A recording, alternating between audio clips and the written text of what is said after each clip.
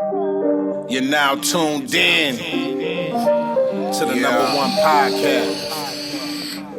I give you New Wave Shop Talk, Shop Talk, Shop Talk. New Wave Shop Talk, New Wave, New Wave. Got something on your mind? Let's talk about it. Shop Talk, Shop Talk. Leave a comment, we'll talk about it. New Wave, New Wave. Talk about these white women, you know what I'm saying, and these rappers taking up all the good acting jobs. All these them acting gigs. So all y'all directors, holla at your boy. You're now tuned in to the number one podcast. For sure, let's get this motherfucker started, man. Welcome, man. This is New Wave Shop Talk. I am the host, Dina Boy Juice, and to my left we got... It's the FLAWC double E to the B, man. To the B, man. Check it out, man. We got a very special guest in the motherfucking building, man. Introduce yourself. Most people know me, call me Poondaga, my government, for IDB purposes. Yes, is sir. William Ingram Jr. But, everybody just call me Poon. Most of the people that know me. Thank you. So when you was a kid, they used to be like, that's Willie down the street. That's badass. Huh? A little badass. I never really got with the Willie thing. I always tell people that's my daddy. Uh-huh. You know what Right. I'm saying? Right, So facts. my family, because I'm a junior, usually, everybody yeah. call me BJ. Oh, okay. Yeah, You know it what I'm For saying? sure. So William just always kind of seen. Oh, okay. Unless it's a check connected to it, then No more Big Willie. Thanks. yeah, You can call me William. Big Willie. I don't know about that. That's a little Prince. That's a little South Philly to me, or West Philly. Oh, shit. That's funny. That's what it is, man. Shit. First, we always just see how everybody doing. How you doing, Flossie? Oh, man, all is well, man. Can't complain. You know what I'm saying? Just trying to get where I fit like a crocodile in a brand new pair of gaiters, man. You know what I'm saying? That's all I'm trying to do. I heard that, man. Shit, I ain't doing shit but maintaining. You know what I'm Thank saying? Maintaining, man. Staying in my lane. That's all I can do, man. How you Thank doing over there, Poon? Man, holiday season, Uh-huh. staying festive. You guys hooked me up with my Remy and eggnog. Thank You know what I'm saying? Thank you. Fun fact: this the only Cheers time I to drink season. brown liquor is during the holiday season. You a Any other tequila time, man? it's not. Dope. I'm a tequila or vodka, but during the holiday season, I will eggnog and Remy. Or any, Seasonal with it. Was you on that Ciroc train? Huh? Was you on that Ciroc train? Never been on any trains. Let's just stop there. Might have sipped a little Ciroc. choo. In this day and age, especially when you talk about Ciroc Uh-huh. and the ownership, you can't, and put trains with it. That's crazy, Juice. That nigga Like, caught that quick, didn't he? what? Shit, you was supposed to say, Man. you was supposed to be like, no Diddy, nigga. Yeah, I'm like, I ain't gonna. no Diddy, nigga. I Hey, wasn't on the look. train, huh? Hey man, listen, bro. You gotta be mindful of everything these days, especially ain't nobody slipping nothing, no way, anyhow, getting by me, none of that. Definitely, man. I feel you, I man. heard they used baby oil in that shit. Man, In the never, vodka? never. That shit slide right through you, huh? Listen, man. Any party any Diddy party I was ever at, I was always ashy. I never, you know what I'm saying? I never did any type of, no man. lubricants at all, none. Thank you. Because we definitely gonna get into the evils of the industry because a lot of shit done came out. But my boy Keith had put me on to you, man, and I had watched the whole fucking 2-hour podcast. I watched everything from the start to the to the end with Brick Baby and the other nigga that was sagging. Oh, You know what I'm yeah. saying? What's his name? Droopy? Gordy, Gordy, yeah. Lil Barry Gordy. Yeah. That's a cool podcast. No statements, you know what I'm saying? Yeah. Shout out to them, man. Shout out to the No Jumper What up, Brick? podcast. What up, Huston? You know what I'm saying? Shout out to them niggas, shit. And I could prove I listened to the whole thing because he brought his homies on there, and then the nigga got into the fight with Spider. Yes. Yeah, so Yes. you know I don't watch the whole motherfucking 2 hours. That was You know what I'm extremely saying? That whole Shit. time was crazy because Brick Baby is one of those type of people I've been knowing, bro, for a long time since, you know what I'm saying, he was a youngster running around. And actually, I didn't know who he was, and I was in Atlanta, and a couple of the homies from L.A. was like, hey, you know the little homie, he going to Morehouse. I'm like, man, I ain't been in school in 10 years. I ain't going up there. Right. And just so happened a real good close friend of mine, man, my homeboy Smoke Deuce, one of my homeboy Inglewood compadres, you know what I'm saying, rest in peace. He was actually getting a tattoo there. So I was able to run it to him, and we chopped it up, and you know what I'm saying, and from there we kind of been cool. And then actuality, when my Nipsey was promoting Crenshaw, you know, Nipsey my little homeboy too, Right. and Sam, they were promoting Crenshaw in Atlanta, and Nip asked me to run a little tour with him in the A, and Brick was there with us, so it was like, you know, it was crazy. Young Thug, what's the other dude, Pee Wee the Long Way, they was all there for it, you know what I'm saying, that time. So it was just, you know, it was a cool time. But that was like really when I got a chance to connect with him, because, you know, generations, my time in LA is different than other people's time. Like, you know what I'm saying, everybody be talking about, you know, LA and the district and stuff like that. But, you know, in the 90s and the 80s, it wasn't, I mean, it's never been cool to talk about stuff like that, because that's always been something that to the world is really supposed to be non-existent or moved in the dark. So, you know, for me, after 92, everything was above board. Before that, it was wild. You know what I'm saying? It was crazy. Yeah, because that was late 80s. Even out here. Oh, yeah, everywhere. Oh, You know what I'm saying? I got kicked out of junior high in L.A., and I had to go to Washington and HS out here before I went back to high school, because back then, Dog's House. you know what I'm saying, high school started in 10th grade, and I got a chance to play football at HS. Right. I played with That nigga said he wore that red and white. You know what I'm saying? which is crazy. I was like, wow, You know what I'm saying? I'm wearing red and white. This is You know what I'm saying? I almost said something, but I if you say it later, it's all good. You know what I'm saying? Because that nigga was looking in the mirror every day like, what the fuck I got on? Well, it was cool. It was cool though, man. I played with some serious cats. What's the one brother name? He was awesome. I think I always be telling Keith about him. And I guess a lot of people know his name was Stacy Townsend. He had red hair. Musclehead nigga. He used to throw them with right and left handed. He was our quarterback on the team. That nigga was the strongest nigga. Bro. Yeah. What year was this? This was like, Because my he ninth grade graduated year in was 89. 92. Because he graduated in 92. I graduated in 92 too, but I went back to LA to Okay, Dorsey. so you just missed me. That was my freshman year. Oh, yeah, gotcha. that was my freshman year, 91, 92. Oh, so I you just seen missed Lark you. at HS? You remember? When No, Lark no, was she was already in independent studies. Oh, okay, when I all got right. there. But You she know was what When I'm I saying? went to there, the she was games there. and shit. Yeah. What'd you Yeah, say, she came Floss? to the games. She used to come to our games and shit. We hooped at HS. Okay, all right. Yeah, I remember that. I think I used to come to a couple of the basketball games too, because y'all was killer. I remember that. Yeah, but definitely. I remember the best player on that varsity team was, he ended up going to the Raiders, Terry McDaniels. Remember him, the big offensive lineman? Yeah. Play for He- HS? Yeah, he And- was killer. Him and and Bobby. Yeah, And Webster. Phelan too. And Phelan. Bobby Webster too, Yeah. with the Jerry curl. He used to have his curl hanging out. Yeah, I Bobby remember all Webster that. was Yeah, nice. they had him. They had Trayvon. Yep. Trayvon Towns. Yep. Yeah, nigga Willie. They called this nigga Willie. They called that nigga Willie. That nigga saying, I'm gonna say fuck you to Willie if you ever listen to this.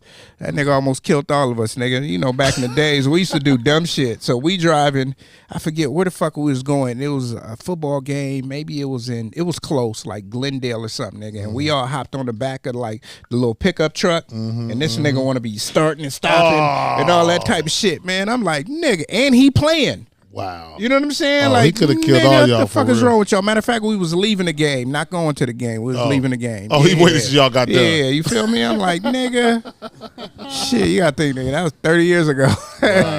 But yeah, man. So I'm glad you said a couple of things about, you know, Atlanta, right? Because when I was listening to the podcast, you was talking about how you was working with Chris. Yeah, Luda, Chris Lover, Right, at the right. radio station. Yep, You know and what I'm La La. saying? And And La La La. La. Yep, Yep, yep. definitely. La La Anthony, for y'all don't know, like this dude right here is super connected in the industry. Yeah. And man, when I was listening to the story, you know, that you was telling, I was like, shit. Yeah. You know? I'm one of those people that's kind of like, I always tell people, they be like, man, how I get to do what you do? I was like, I can't even tell you how I did what I did. Right. So it's almost like God just, kind of put me in certain situations, because it's always a flip side to it. So as much as we talk about the good, there was always something that was going on crazy that I could have been tapped into. But I always kind of, I don't know, man. In my mind, I just felt like if everybody is into the bullshit, it got to be one or two niggas that actually go higher. You know what I'm saying? Like, everybody can't be in the bullshit. Everybody can't be the biggest gangster. Everybody can't be the biggest drug dealer. Right. One nigga got to figure it out to actually be able to, get it right. So that was kind of always my mindset. And then when I graduated from Dorsey, I graduated that 92 year, like we said, the riot year. I got in a lot of trouble at Dorsey. So it was one of them situations where it was like, nigga, if you get a chance to get up out of here, you better, you know what I'm saying? Take it. Get it together. So God be the glory, man. NAACP, my church, First AME, Ward AME, they made sure that I, got a chance to get a shot. And when I got that shot, I just grabbed it. So did you go to Clark to play sports, or you went? Yeah. I played wide receiver. I got a scholarship from Dorsey to go there, and I redshirted my first year, and then my second year I played, and then I just got a lot of really good advice from some good people like Andre Rison and a bunch of other people that just told me, like, look, bro, he was hot back then. Oh, he was the man. He was the man. He was hot back then. You know what I'm saying? Yeah. So, I got a chance to meet him because of Lisa, and got a chance to, befriend him early, like when all that was going on. So he just told me, have a backup, because it's almost like 99.9% to go to a black school and go to the league. So it was like, and if you don't start, then nobody gonna see you. So it was just one of those keep it real moments. So at that point, I think I kind of started just understanding the transition to going into music, you know what I'm saying? Yeah. And it was right there, So even me listening to that podcast, like, I could see it firsthand now, like, you super humble about certain things. Right. You probably even skipped over it because you was just talking, right? Right. You were saying, like, shit, that's how I met Andre, through Lisa. Lisa who? Lisa Left Eye Lopez. You know what I'm saying? Yeah. So, you know what I'm saying? You got to tell a story here. How did y'all meet? Because, I know the story because I heard it one time. So, it was, I don't know if, if you're from California, you know about Grad Night, Magic Mountain, stuff like that. Well, I believe it was, I want to say it was like either 91, it had to be 91. I believe it was 91 or the beginning of 92, whenever it was. But they were an opening act for MC Hammer on one of his big tours. But they was doing like spot dates. Just so happened we go to Magic Mountain for Grad Night, and it was me and a few of my homies. I don't even think it was actually Dorsey's Grad Night. It was a bunch of other schools. But the biggest thing was me and all my homies from Crenshaw District from the 60s was like, look, we about to go where all the bitches go. Like, hell yeah. we got to go when it's the most bitches. So just so happened, all the schools that was going, we was like, well, shit, we going to go. We just going to kind of be cool. You know what I mean? And to our understanding, it wasn't that many schools that was enemies. It was like certain other schools. So, and we was like, man, ain't nobody going to fuck with us. If they do, whatever. Yeah. So we probably went maybe about 25, 30. I want to give it 40. Maybe 40. Fuck it. Maybe 50. We probably was like about 50 deep. Shit. But it took the whole hood. Nah, it probably was like a quarter of a block. But check this out. It was every blood school in LA County. Right. So that 50 was like one. Right. Literally, it had to be at least 2,000-3,000 bloods there, literally. So it sparked off a big riot, and you know what I'm saying? And for me, it was really just about survival and getting up out of there, getting away, trying to find to get up out of there. And I seen that shit on the news. Yeah. Like, I remember that shit. I seen it on the news. When you was talking about it on the show, I was like, man, I remember seeing that shit. Yes. Exactly. Yeah. So I actually hid like somewhere in the back compartment, didn't know where I was, and I was backstage at a little performance thing that they had in there. They was scared. I didn't even know they was scared. So I'm like, end up hiding in the bathroom, cleaning my face off. Mm-hmm. And Lisa comes in there. Right. They was in there talking. I'm trying to hide. She just basically opened the door. So when she first opened the door, she screamed. I'm like, please, no, you know what I'm saying? Like, I'm not trying to go to jail, get chipped or nothing, please. So she was like, what's wrong? And then I was like, we got enough fight. She was like, you was in that riot? Like, they trying to have us not perform? I'm like, look, please, listen, I'm 17. You're 17? I was like, yeah, you know what I'm saying? I want to make it about here. I got to go to school. I'm going to school in Atlanta. Go to school in Atlanta. Like, I'm just telling her all this, like, don't get me in trouble. Yeah. So I don't know why, but I do know why, because of her spirit. She's a real girl from West Philly, like real hood. So she wasn't necessarily looking at me. And you was genuine to her. You wasn't like, oh no, I'm so and so. Nah, you know what I'm saying? And then I was a kid, so she was already older than me. She's an adult, but she's just looking young. Right. So I'm not even knowing it. I'm thinking, oh, you know, I might have action later. You know what I'm saying? Type of situation. On the real. This girl already grown. You know what I mean? But to me, it was just a chance. So then, 15 minutes later, she comes. She give me a T-shirt. I get cleaned off. She introduced me to the other girls as if she already knew me. Right, definitely. So she already was, you know what I'm saying, with the full bullshit. I'm like, I can rob these motherfuckers. So, you know what I'm saying, fast forward, I just, you know, I watched the show, seen them perform the whole nine, and she literally took me back to Hyde Park, 63rd, like right to the hood in a limo. And I was like, what? I had the greatest night of my life. But from that day on, you know, you hear about it or you tell other people about it, but because nobody was there, it's like, yeah, right, whatever, nigga. You know what I'm saying? Like, what that brought you to greater shit later, though. Exactly. Not even greater shit, her remembering. Because to be honest, us, you know what I'm saying, being from California, shit like that or crazy shit like that happen all the time. So a lot of times when you deal with celebrities, stars, or whatever, they don't fucking remember. It's, you know, crazy shit happen. Real shit. My nigga, when I say this girl did not forget, matter of fact, she did not forget, like she really was remembering. This was like maybe 8-9 months later, I'm in school, we sneaking a party in Atlanta. Me and my god brothers, which was just so happened to be the twins from Jagged Edge, Brian and Brandon Casey, they're literally in the 12th grade. They're not even in college yet. Right. So they come to the party with me, a couple of their homeboys from Decatur. Actually one of the dudes from Boys in the Hood, Big Duke. Because he actually lived on their block. So it was him and Tattoo. They was there. So we go into the party. When we go into the party, we trying to like mingle because we're not 21. So we trying to look like we, you know, not trying supposed to be there. Yeah. All of a sudden somebody screaming my name. This is pre-Poon. So, you know, like I said, BJ, she saying, BJ, like screaming my name from the VIP. This is Lisa Left Eye Lopez from TLC. Definitely. So the homie like, oh, hey man, she's screaming your name. I'm like, what? So I turn around, it's Lisa. She's like, get over here. Oh my God, I can't believe you're here. I'm like, you remember me? Right. What? On the real. Like, remember? Like, she's like, do I remember you? Nigga, I tell everybody about that shit. Y'all, the Crips and all that. I was like, ah.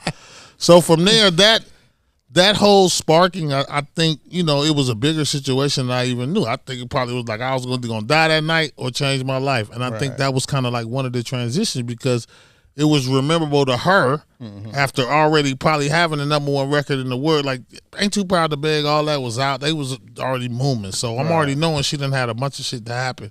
But for her to remember and then reach out and then befriend me, treat me like a little brother, like, man, she did so much for me. She did so much for me and Luda.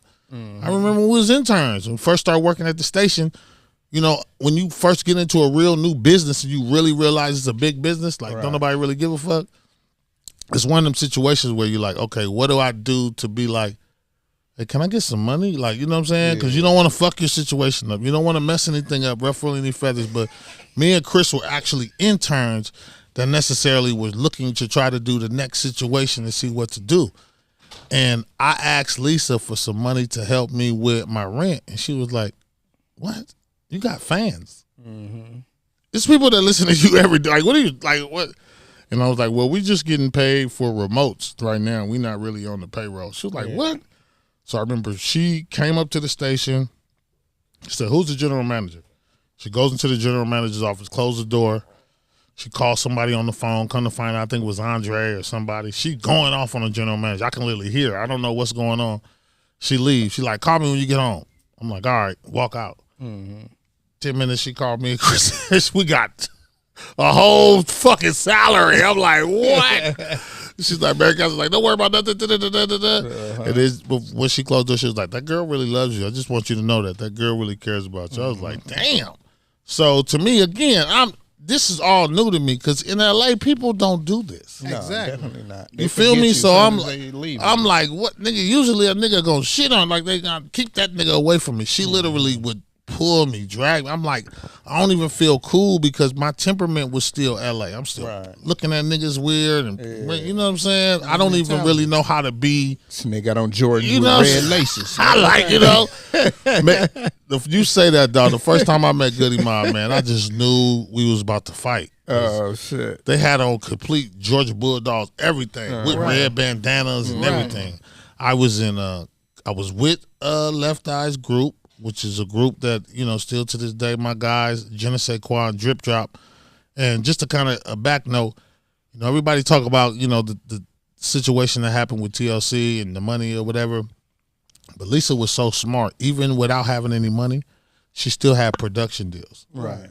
So for her to not getting paid as an artist, to be smart enough to already establish herself as a production company and a label. Right. Because, like, I think maybe somewhere going into the second album, she had already had 3 acts that was out under her production company. Right. So for her, she had already had mind enough to already know, okay, what I need to do next. So this is where kind of like my whole toolaging came in. I would be with Genesee Quan, Drip Drop, which are both of her groups. And she really, you know, kind of took an over liking to them. She basically molded them into the MCs that she really seen being, you know, what she thought could be. Right. So I would hang with them, be with them, and one of the biggest producers at the time was definitely, you know, one of the biggest producers at the time was Organized Noise. Right. So Organized Noise were the producers for Genesee Quan Drip Drop. This is pre-Outcast, anything. They was like really trying to get on. So one of the first times I go to the studio with them, I see them and I see them chilling or whatever, and I'm like, are they Bloods? And they're like, nah, man, that's Goody Mob. I'm like, oh, okay. I hear somebody talking, rumbling, so I just went and asked her, hey, where y'all from? We from here. We from East Point. I'm like, oh, okay, all right. But literally overly draped in red. So I remember Cujo say, where you from? And I'm like, oh, I'm from LA. He's like, oh, you a Crip, huh? I was like, oh, yeah. It's like, I just see how you was looking at us the whole time. Shout out, man, to East Point, man. I'm actually from East Point, Georgia. Stop it. You know what I'm saying? East Washington Road. Oh, you know what I'm shit. saying? Old Nat. That's the you know what I'm dangerous part. saying? Cascade. You feel me? Yeah. What's up, shawty? You know what I'm saying? I done been out here so long, I done lost my Georgia twang, you know what I'm saying? But yeah, nigga, shout out to East Point, Georgia, man. That's real. You know what I'm saying? When I went, I drove through my old little neighborhood, like, oh shit, this shit still look the same. Yeah, you know what I'm saying? It ain't gonna change. Only thing they did was change the apartment. It was Birch Hill. It's called something Arms now, but I'm like, shit, nigga, they just changed the name. You know what I'm saying? All they do in Atlanta, Yeah, buddy. just change the name. You know what I'm saying? Some of that shit, like I think Bowen Homes and Red Oak, and I think they demolished them motherfuckers. Oh yeah, they though. did. They You know tore what them I'm all saying? down. Tore them Hollywood motherfuckers Courts, down. Yeah. Bankhead Courts, Bowen Homes. What's the other one? It's a few. Herndon Homes. They knocked all them down. They got all those new high rises and stuff over there. Yeah, up on the real. It ain't even Bankhead. No, they gentrifying everything. So it's Joseph E. Hollowell. Oh shit. That's the name of the street. It ain't Bankhead Highway no more. So you know, when you get to Joseph Lee Hollowell, you know that was Bankhead. On the real. Shout out to Greenbrier Mall. You know what I'm saying? We used to call it Nigga Briar. You know what I'm saying? Lennox. You know what I'm saying? When I went to Lennox, man, god damn, price is so fucking high at Lennox. Right. They got fucking 4 Gucci stores. And in Phipps too. You know what I'm saying? You go in that motherfucker, you like, god damn. But, you know, shout out to my Atlanta niggas. They getting that money because, shit, niggas ain't buying no T-shirt if it ain't 150. Sit nigga in an all-white T-shirt out there. You be like, nigga, what is that? Big 5 Pro Club? No, nigga. It's from Saks, nigga. Yeah, You know what I'm definitely. saying? Louis Vuitton T-shirt Yeah, you know or what I'm something. saying?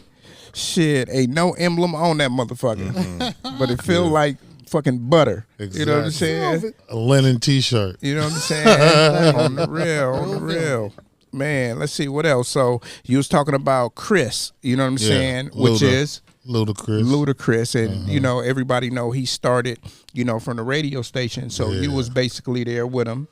Yeah. Well, actually, I was there first, and then he came, and he was trying to actually, you know, find a way to get his music on the radio. Right. And just so happened, I told him one of the easiest ways to get your music even a possible chance on the radio is get people familiar with your voice. Right. So the station had been probably maybe like 90 days old or something like that. So a lot of the jocks that were on air didn't have like their show kind of tailored to. They didn't have an intro. They didn't have drops. They didn't have a bunch of stuff. So Luda did the intros for all the air personalities, the early air personalities. So when they went on air, they started their show with him. So essentially, that's get people more, you know, used to hearing your voice. Right. So when you do put something out, that's just gonna make people remember you even more. So it worked, and not only did it work, he ended up getting a job because they was like, this dude's so dope. We should have him intern on the morning show. Right.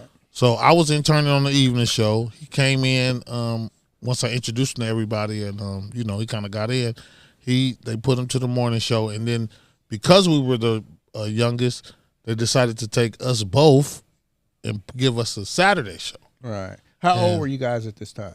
Well, I'm like 3 years older than Chris, so I was like 20, probably like 22. No, yeah, about 21, 20. Okay. Chris was like about 19. You know what I'm saying? He was, you know what I mean? So, because, that was about the age. So we were, you know, we were still young, but we were the youngest guys on air. So we were the demographic. Right. So they would use us to do everything from commercials to going on sales calls. So the people that they selling to know that they got a target audience of our age. So we was, and also the weather. Right. Right. Traffic. That was the traffic. So yeah. you gotta do it one time for me, man. You know what I'm saying? So the traffic. What would you used to do when they was like, hey, Poon, we want you to do the traffic, you know what I'm saying? Well, I'm just gonna keep it a buck. You know, like you just said, right? You just said maybe a couple of minutes ago your twang or whatever. So one thing I did understand when I was in Atlanta, that I was somewhere outside of LA. So everything from the talk, the understanding, the way they, you know what I'm saying, body language, everything was totally different. But the one thing I did notice is that on the radio, there was nobody sounding like they were from Atlanta. Everybody would sound like either they was from up north, Pennsylvania, Midwest, or, you know what I'm saying? Today's traffic. Exactly. So I was like, if I'm going to do it, I'm going to do it ATL style. So one of the biggest words, and I already know he just said it, you know, anybody in Atlanta, shawty is like the word. Yeah, so definitely. Everybody, you know, when you see somebody, you be like, what's up, shawty? So I made sure my intro word was shawty, and that's how you heard me. That was like the first thing you heard me say. So that right there, if you're in your car and you listen, you hear somebody say that, that's instantly going to trigger, and you're going to be like, oh, that got to be somebody that's, you know what I'm saying? They got one of us on this motherfucker. You know what I'm saying? Exactly. Yeah. So it's just some, you know, some little radio, I guess you could say insight. And I got it from my OG, which is my mentor, was a brother that we had right here in Los Angeles. And a lot of people don't know he really shaped and made LA radio way before anybody was on radio. His name was Russ Parr, and he had a character called Bobby Jimmy. Now, Bobby Jimmy was so big that he ended up getting a record deal at Warner Brothers. He put records out talking about instead of rumors, roaches. He did. He was Weird Al Yankovic for black people, like in that era. So in the '80s, black though, but yeah. You know what I'm saying? So you know, so to us and to me, I always noted that and realized like how dope that was. How he was able to really make people believe that Bobby Jimmy was a whole different person. So that's what I did. You know what I'm saying? Yeah. You know what I mean? I just took from the OG and kind of ran with it. Innovative at a young age. Exactly. You know what I'm saying? You took what you learned from the streets of Atlanta. Like, man, let me put this on the radio. Exactly. And these people is going to gravitate towards it. And that's what they did. Because I can just imagine, like, driving down the street, somebody be like, Shorty, don't take that 285, Shorty. Don't take that. If you do, get off on KK. Make sure you back down by that Miss Winter, boy. You gonna ride down about like 3-4 light. When you get to that left light, you gonna bust that left. Then look, shit. then you might see T them outside. You see them hit the home go, 2 T. times. Bam, bam. You know what I'm saying? That nigga said, Mrs. Winters, y'all don't know nothing about no chicken. This Look. nigga, think of Louisiana, right? But all they sell is chicken. Right. So when I went back to Atlanta, like I think of like a year and a half ago, I made S. I'm like, nigga, we gonna go get some Mrs. Winters chicken, nigga. Right. And Atlanta people, like, it don't matter, nigga, if you in the hood or you work at the grocery store, you work in the mall, they gonna be they self. Right. It ain't no, you know how you come out here and, you know, you talking to a broad and he be like, yeah, you talking in your work voice. Right. They ain't got no work voice. Exactly. You know what I'm saying, nigga? I'm in Miss Winters, nigga, and they like, what the fuck going on? Yeah. You know what I'm saying? I'm walking in, motherfucker, they like, what the fuck going on, man? I'm like, shit, man, let me get that 3-piece. And hey, this nigga want a 3-piece. Shit, you want some cranberry sauce? You want some this? I'm like, shit, man, throw all that shit on there. Thank you. You know what I'm saying? In the shoe store, niggas in there, yeah, nigga, we was racing last night. And nigga, what size you say? Nigga, size 7. All right, nigga, go get that nigga size 7 in them Jordan right there. And then get the ones that I was like, nigga, this is different. Look, the funny thing I'm gonna say while you tripping off of that was when, you know, I had never really seen. The crazy thing about it is that I always thought Pasadena was dope because they had Walt Butler shoes, right? Until I got to Atlanta. Right. They had Walters. So you know how it'd be like dudes that was in Walt Butler that was like homies or whatever around here? You could buy some weed from Walters. You can buy some dope. You can know where the bitches at. You might even get you a hoe. These niggas were working in the store. Like, you know what I mean? Right. Shout out to my homeboy Pat. Pat been working there since he was 18. Pat like 43. Oh, shit. Let me see. I promise. He's I still working at Walters. Because shit, I be telling these niggas, I used to go to Walters, nigga, when all they had was, they had a couple of pair of shoes. Right. Because it started off as like a clothing store. It was. You know Yes, what I'm it saying? was. So The all old man. they had Levi's, they had Guess, they had all this. And they were still in the boxes. It was like going to a warehouse downtown buying T-shirts. Exactly. You know what I'm saying? And it was probably about this big. You know what I'm saying? But shit was packed. Like they got motherfucking 1,000 items that you can buy. Style 7. Now you go to that motherfucker, it look like shit. Nigga, they got baby some mall. money. They Yeah. got like 3-4 rooms. And look, but the cold thing know about what it, I'm they saying? still stacked because they got inventory that go all the way They to go the all the way sky. up there. They be Yeah. having to move shit in and out. I be like, how do you know what's back there? There's like, shit, I had to put it back there. Yeah, you know what I'm saying? Man, I'm telling you, man. That, nigga. I For know real. that shit. Atlanta is a different animal, bro. Yes, it is, man. It's Let's you know, see. It's still, I don't know if it was on Peachtree, but it's right. No, it's on still West Peachtree. West Peachtree, It's yeah. on West 'cause Peachtree, yeah. You hop off 5 points, nigga. You bust that left, bust that first Georgia right. Tech. All you got know to what be I'm Georgia saying? State. You Yeah, go to Georgia State. It's right on the corner where Yep. Georgia State and the downtown start at. Yeah, So- they expanded Georgia State because they just got a football team like 3 or 4 years ago. a couple years You ago. know what I'm Yep, saying? So yep. now they got some motherfucking NCAA money, nigga. You go downtown, nigga. You might see Bulldog shit the up there, team is but there. no, nigga, it's Georgia State all around that motherfucker, man. It's the Blue Bulldog because they got the Red Bulldog Yeah. and the Blue The Blue, Bulldog. yeah. Georgia, University of Georgia Athens is the Red Bulldog and Georgia State is the Blue Bulldog. They Yeah, got a decent definitely. little, football squad How? this year. Well, when the last time you been to Atlanta? I was there maybe There's one thing I didn't do when I went back, man. I didn't go. probably like about I didn't go to the underground about mall. 4 or 5 That shit's months. still there? 4 or 5 months. Yeah, but it's totally changed. It's Totally like not changed. even different. The only thing that they have is like the underground part, but now it's like the rest of it is above ground. Oh, okay. And it's like turned into a whole little mall, but they And still the call it backdrop underground is the mall. Coca-Cola. Right. The Coca-Cola building. Coca-Cola if you building. ever go to Atlanta, man, take you a tour to the Coca-Cola building. They got Yeah. motherfucking soda that ain't coming out till 2048. Yeah. Yeah. You go in that motherfucker, you be tasting licorice soda and shit. Yeah. You like, what the fuck is this? It's a it whole don't- vibe. It don't come out yet. You know what I'm saying? Yeah. Yeah. Shout out to Toya. She probably still work there. You know what I'm saying? Shout out to her. No, she graduated from Clark. You know what I'm saying? And then she started working for Oh, for doing real? marketing for Coca-Cola. okay. She graduated Clark in like 2000. Yeah, like my boy 2000. my boy Jamal, I'm he saying? graduated from Morehouse. And he ended up getting a big job over there at Coke. He worked his way up to, I think it was like senior VP, and then he left there and went to Pepsi. Pepsi. Yeah, they gave him a head position there. That was like in the early 2000s. He was like one of the youngest black presidents they ever had at Pepsi. Yeah. That's dope. Yeah, that's definitely dope. Let's see what else I need to ask you about, man. Because let's see, we got through that.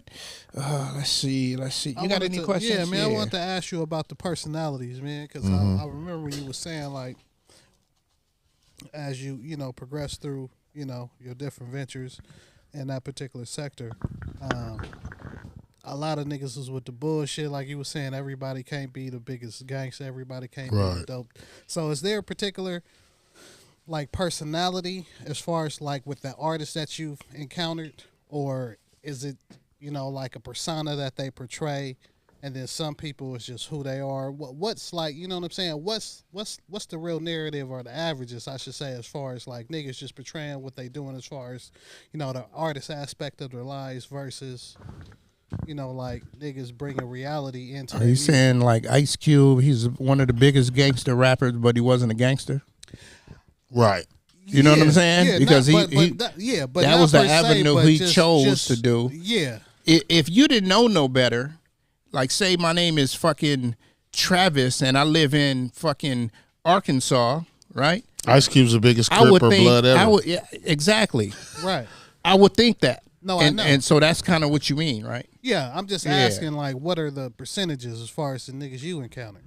Like, as far what as niggas was real and what niggas, we ain't gonna say no names, but the percentage of how many niggas you come across that was living what they portrayed on the track, aside to niggas that's Poindexter, but then when they get behind the mic, nigga, they turn into Ice Cube. Right. Well, I mean, if we talking about those eras, was none of those guys in those eras really about that. You know what I'm saying? As time transitioned, you would meet people, but I guess the best way to say it is that you found people that really dibbled and dabbled. You know what I'm saying? Like, to keep it all the way funky, Outkast wasn't never selling no drugs. Right. You know what I'm saying? But Goody Mob might have dibbled and dabbled. Right. You feel me? Does that make sense? Like, you know what I'm saying? Yeah, so it kind of was like, though, but none of them was street, big, nobody would have ever been a Meech. You feel me? Right. But Big Meech might have been there. Right. You know what I'm saying? He might have been someboody manager or something. You know what I mean? Because they had those type of figures that were around, especially in Atlanta. Like I met dudes that I never even knew kind of who they were until like after the fact. I remember going to the dungeon meeting. Dude like named Fastille. I'm like, why they call him Fastille? It's because he got all the money. Like he's fat with the money. Like, you know what I'm saying? He was the Bankhead legend. I met JoJo and Dave, who end up, I think one of those were actually Jeezy's uncle that was down for Macon. JoJo and Dave was probably some of the biggest ATL traffickers in the 80s. Like they were Meech and T. You know what I'm saying? So they were there.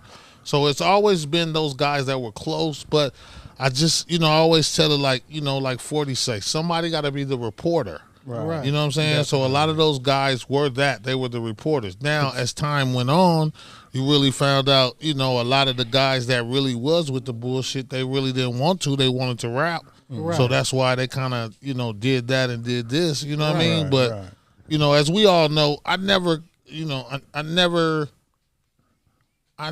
seen John Gotti want to be Frank Sinatra. Right. But he was at his shows. You know what I'm saying? So they were affiliates and friends. So I just think like people kind of know what their lane is. You know what I'm saying? Definitely. Right. So once people kind of know what their lane is and know kind of how to handle it, then that's where they jump. Now generation, oh yeah.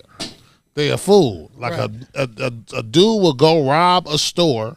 And then go rap about it. But he robbed the store to rap about it to put the CD out. Like, he didn't even care about robbing the store. He just wanted to get caught, like, just so it can be the press or get in the high-speed chase. So, to me, just the understanding of, I guess the whole celebrity value or even being famous values went out the door. Like, they don't even care. It's like, I'll go to jail just to be famous, so I can put out a mixtape from jail. You know what I'm saying? Like, what? And hope I get fans. Exactly. And then that's going to make these niggas do crazier shit to stay on. Exactly. You know what I'm saying? That's why you see, like, we got it in L.A. is, I guess they call it the drill scene, right? So you can think about Chicago, New York, Philly, right? Them is the biggest 3 drill cities. Right. You agree with that? Yeah, definitely. So You hear about niggas from Chicago shooting nigga, killing nigga, and then they gonna get on live. Oh yeah, that nigga just got burnt. You know what I'm saying? And nigga, it ain't even hit the news yet. Yes. You know what I'm saying? They like, help. what the They help fuck? the news out. Yeah, you helping the news, the prosecutor, the judge, all detectives. that. You know what I'm saying? But I just see But I mean, you say that. One day I just think, shout out to Keith, because I'm not gonna lie, Keith is like the YouTube general. I never would have known about no jumper. I never would have known about nothing if it wasn't for Keith. Keith always put me on. So I started watching like those little videos where they talk about people and all that. So one day I think I just went in a rabbit hole, probably just smoking and just got to watching videos. And I'm actually watching these dudes and I'm like, wow. So I seen the Honeycomb Breezy. He never had a chance. Honeycomb from Alabama, right? Yeah, he never had a chance. He never had a chance. And to kill that nigga mama. But no. Grandparents. His daddy said from in jail, go kill your cousin, he robbed me. And he did it. And he was living with the cousin. Yeah, right. Your cousin that's taking care of you robbed me, so kill him. And he did, like, to me, when I hear stuff like that and I'm like. And he was like, what, 15, 16? I thought he was younger than that, Yeah, but because that's why he got off. Yeah. You know what I'm saying? So apparently it was back in that. But he, like, his whole life and how I was like, wow, like somebody need to write a movie about him. Like, it was crazy. And just his whole situation. His best friend come and he think he fucking a girl, but he like, we both fully dressed. We fucking, you know what I'm saying? And then get mad and still shoot him and then he kill him. I'm like, so when I see stuff like that, and then the one boy from Chicago, Polo G, his brother, that nigga is a fool. Yeah, definitely a fool, man. So let's just say you wanted to get Polo G for a podcast. You hit him up on Instagram. The brother gonna lie to call you and say, come to the house and do a podcast and then rob y'all when you pull up to the mansion. Yeah, to the mansion. That nigga is crazy. Man, he was on some serious Joker shit. So that's why he's in jail right now. Yeah, You already know. He's in jail right now. But I'm just saying, you would never have seen that from Ice Cube. You'd have never seen that from DJ Quick. And DJ Quick was a real blood. Right. So I think for these actual younger guys, they glorify the bullshit, but what they don't understand is that the people before them was trying to alleviate the bullshit. Yeah, like this was their way of making sure that they didn't get killed or they didn't get shot no more in the hood, was to go rap. Right. They believing in the message. They believing in the music. They don't understand that it's a business and I'm just trying to sell what I'm saying to the masses. Right. Instead, they like, oh man, this nigga Cube or this nigga West Side Connection, the whole crew, nigga. This nigga was selling dope, pimping bitches and all that. You don't know this nigga. Not even a little bit. Graduated. You know what I'm saying? Like shit. Nigga got a degree. Ice Cube went to school after what's his name hit him. Like once the white boy got over on him, he was like, this ain't never gonna happen again. I'm about to learn everything I need to know. And that's what you would think a person does. But in this day and age, you'll hear somebody getting mad, like my manager did this. Yo, man, listen, bro. As much as you necessarily feel free to think somebody is supposed to have your back, you got to be smart enough to know that you got to have your back more than anything. And if you went to work at Walmart and you didn't read your manual and you went and did some shit that got you fired, whose fault is that? Yeah, right. It's your fucking fault. Exactly. So that's what I tell people all the time. Just because you're in the music business, just because you got a manager, just because you got an agent, you still need to have a clarification of whatever the fuck you're doing on your own. You know what I'm saying? Gonna get paid? What's the dividend? What's the split? How many numbers or how many points? How many points you getting off that package, nigga? Exactly. You know what I'm saying? Shit. Make it make sense. Yeah. Bro. Some of these niggas, they need somebody to tell them like, hey, not a translator, but a hustlator. Yeah. To be like, hey, nigga. Break it down. Yeah. Okay, nigga. This is what's happening. You getting this $20,000 to start, nigga. Right. Now you gonna owe that money back, nigga. That's a nigga is giving you a pack for free right now. Right. You know what I'm saying? They gonna want their money on the back end after you start selling this shit. You know what I'm saying? Yep, and it was 20, but now you're gonna pay 30 because they getting it on the back end. So now you just gotta work your. So once people really get a chance to really, some people I say get it. You know what I'm saying? There's a lot of artists out there because we always talk about the ones that don't get it because those are the higher numbers. But then there's, cats like K Dot, you know what I'm saying, that really understand it. You know what I mean? Cats like Big Sean. Right. You know what I'm saying? Cats like people you really see with true progression, and they're really growing in the business. You know what I'm saying? Like early Kanye. You know what I'm saying? He got it, but I just feel like Kanye was one of those people that was like, I know it's a lot of bullshit out here, but now I'm out to bullshit the bullshit. Right. You know what I'm saying? That's cool, but I mean, to me, I'm like, why you just don't be the best rapper or the best producer? Why you got to just be on so much bullshit? Yeah. You know what I mean? Prince and Michael Jackson never gave us any bullshit, did they? They just they just put music out that right now, today, can't nobody fuck with. True. One thing about like anybody from back in the days, now that we got the internet wasn't out back then. Exactly. You had to get it from the news, fucking Inquirer, and the Inquirer will probably make you think like maybe this is happening. You know what I'm saying? But now it's like niggas is doing, you got Poindexter behind the thing looking at everything a nigga did back in the days and checking records and all that, and then they put it out like, oh, he did this, he did that. Right. Like they trying to smut all of the black superstars characters. Yeah. You know what I'm saying? No matter what. Like you can go from anybody. They did R. Kelly, even though we all know that the shit that he was doing was foul. Right. You know what I'm saying? Chicago basically let the nigga off for it. Yeah. You know what I'm saying? But now it's like, okay, now you getting too big for your own britches. Right. So I think it was the double back though too. You think it was a double back? Cause it's like when you already got caught up with some shit, you pissed on some motherfuckers. You know what I'm saying? The whole Aaliyah shit. Then you come back with like a whole, The whole Aaliyah crew. shit too. Yeah, all that. Then you come back with crew the 3. game. He tried to flip the game and say, okay, I'm gonna do the same thing, but they gonna be over 18, and I'm gonna put them all in the same house. Right. But then you're not feeding bitches. Yeah. You know what I'm saying? What, you now, got bitches chained up in the room. Now check this out. Now this is what I can say. Gorilla pimping. I A&R the Fast and Furious 2 soundtrack, and Tyrese and R. Kelly had a record, and I remember I had to go with Tyrese to R. Kelly's to go record the record. Now this was the very strangest shit ever. I remember it might have been like, cause R. Kelly's crazy, like he's the weirdest shit ever. But I just he's like one of them geniuses. R. Kelly like doesn't record till after it's the end of the day. He plays 2 hours of basketball, then he records. That's like his whole process.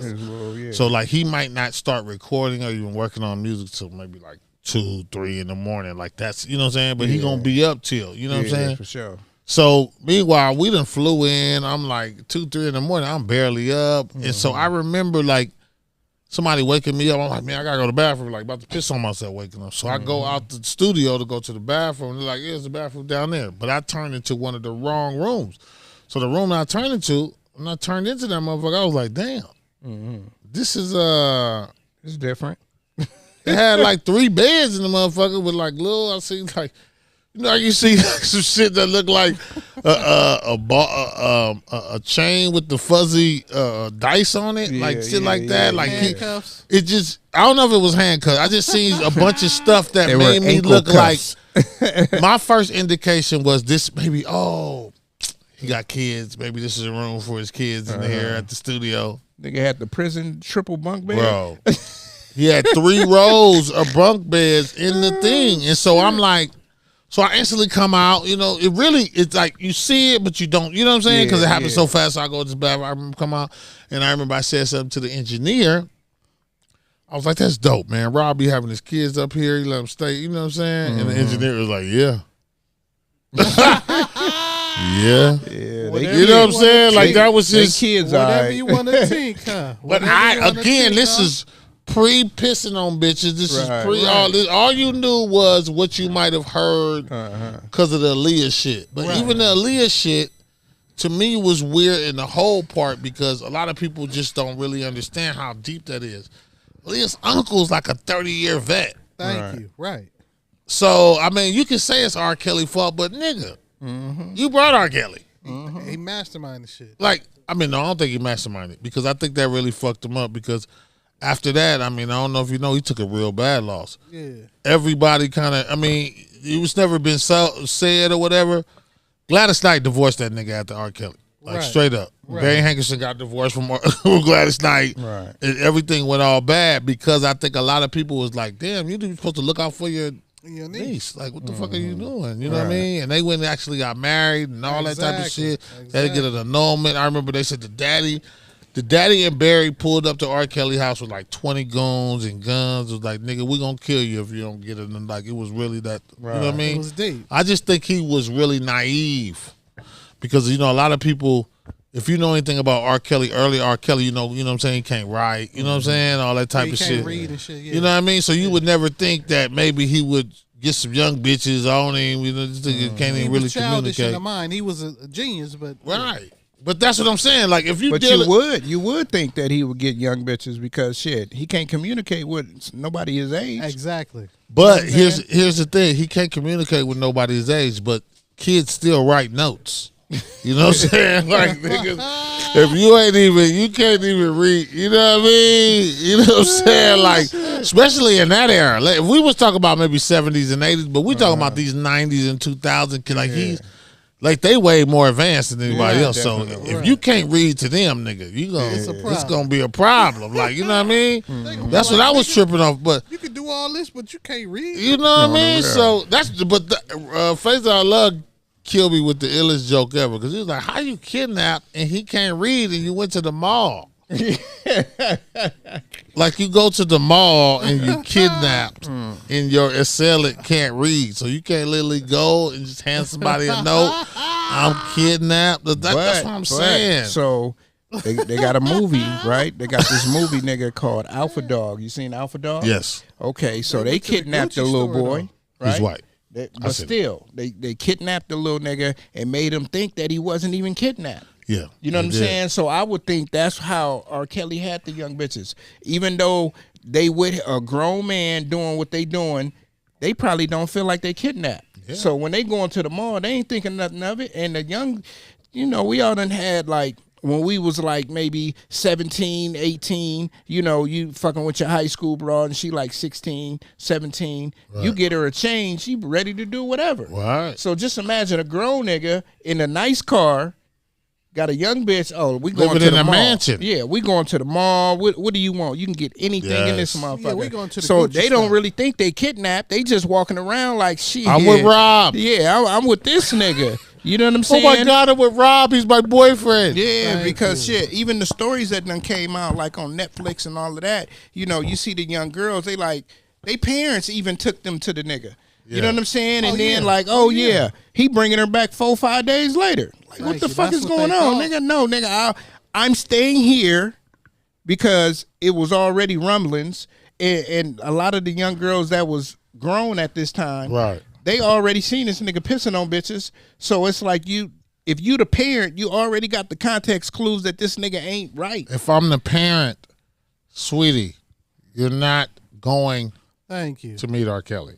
Sorry, you gotta try somebody else. I'm not dropping you off. You're not going. Nigga, they pulling up to the concert, going backstage, and then like, all right, go with him. And the parents get no. The one I see, the parents got lost. Talking about we was in the room and he just disappeared with our baby. Nigga, no, stop it. Come on, man. You didn't just disappear with nobody. Passed your ass a line. That nigga gave exactly. You gave you a bump and put $6,000 in your pocket, and you was like, okay, we'll be back. We'll see you tomorrow. Come pick her up at 2. At 2 o'clock, that nigga That's gone. Exactly what happened. 2 o'clock, that nigga gone. Exactly. Shit. So I mean, again, one more time, just as you said, all that is real and true. But let's take it back to our era. Mm-hmm. Our parents would have never left us at Neverland.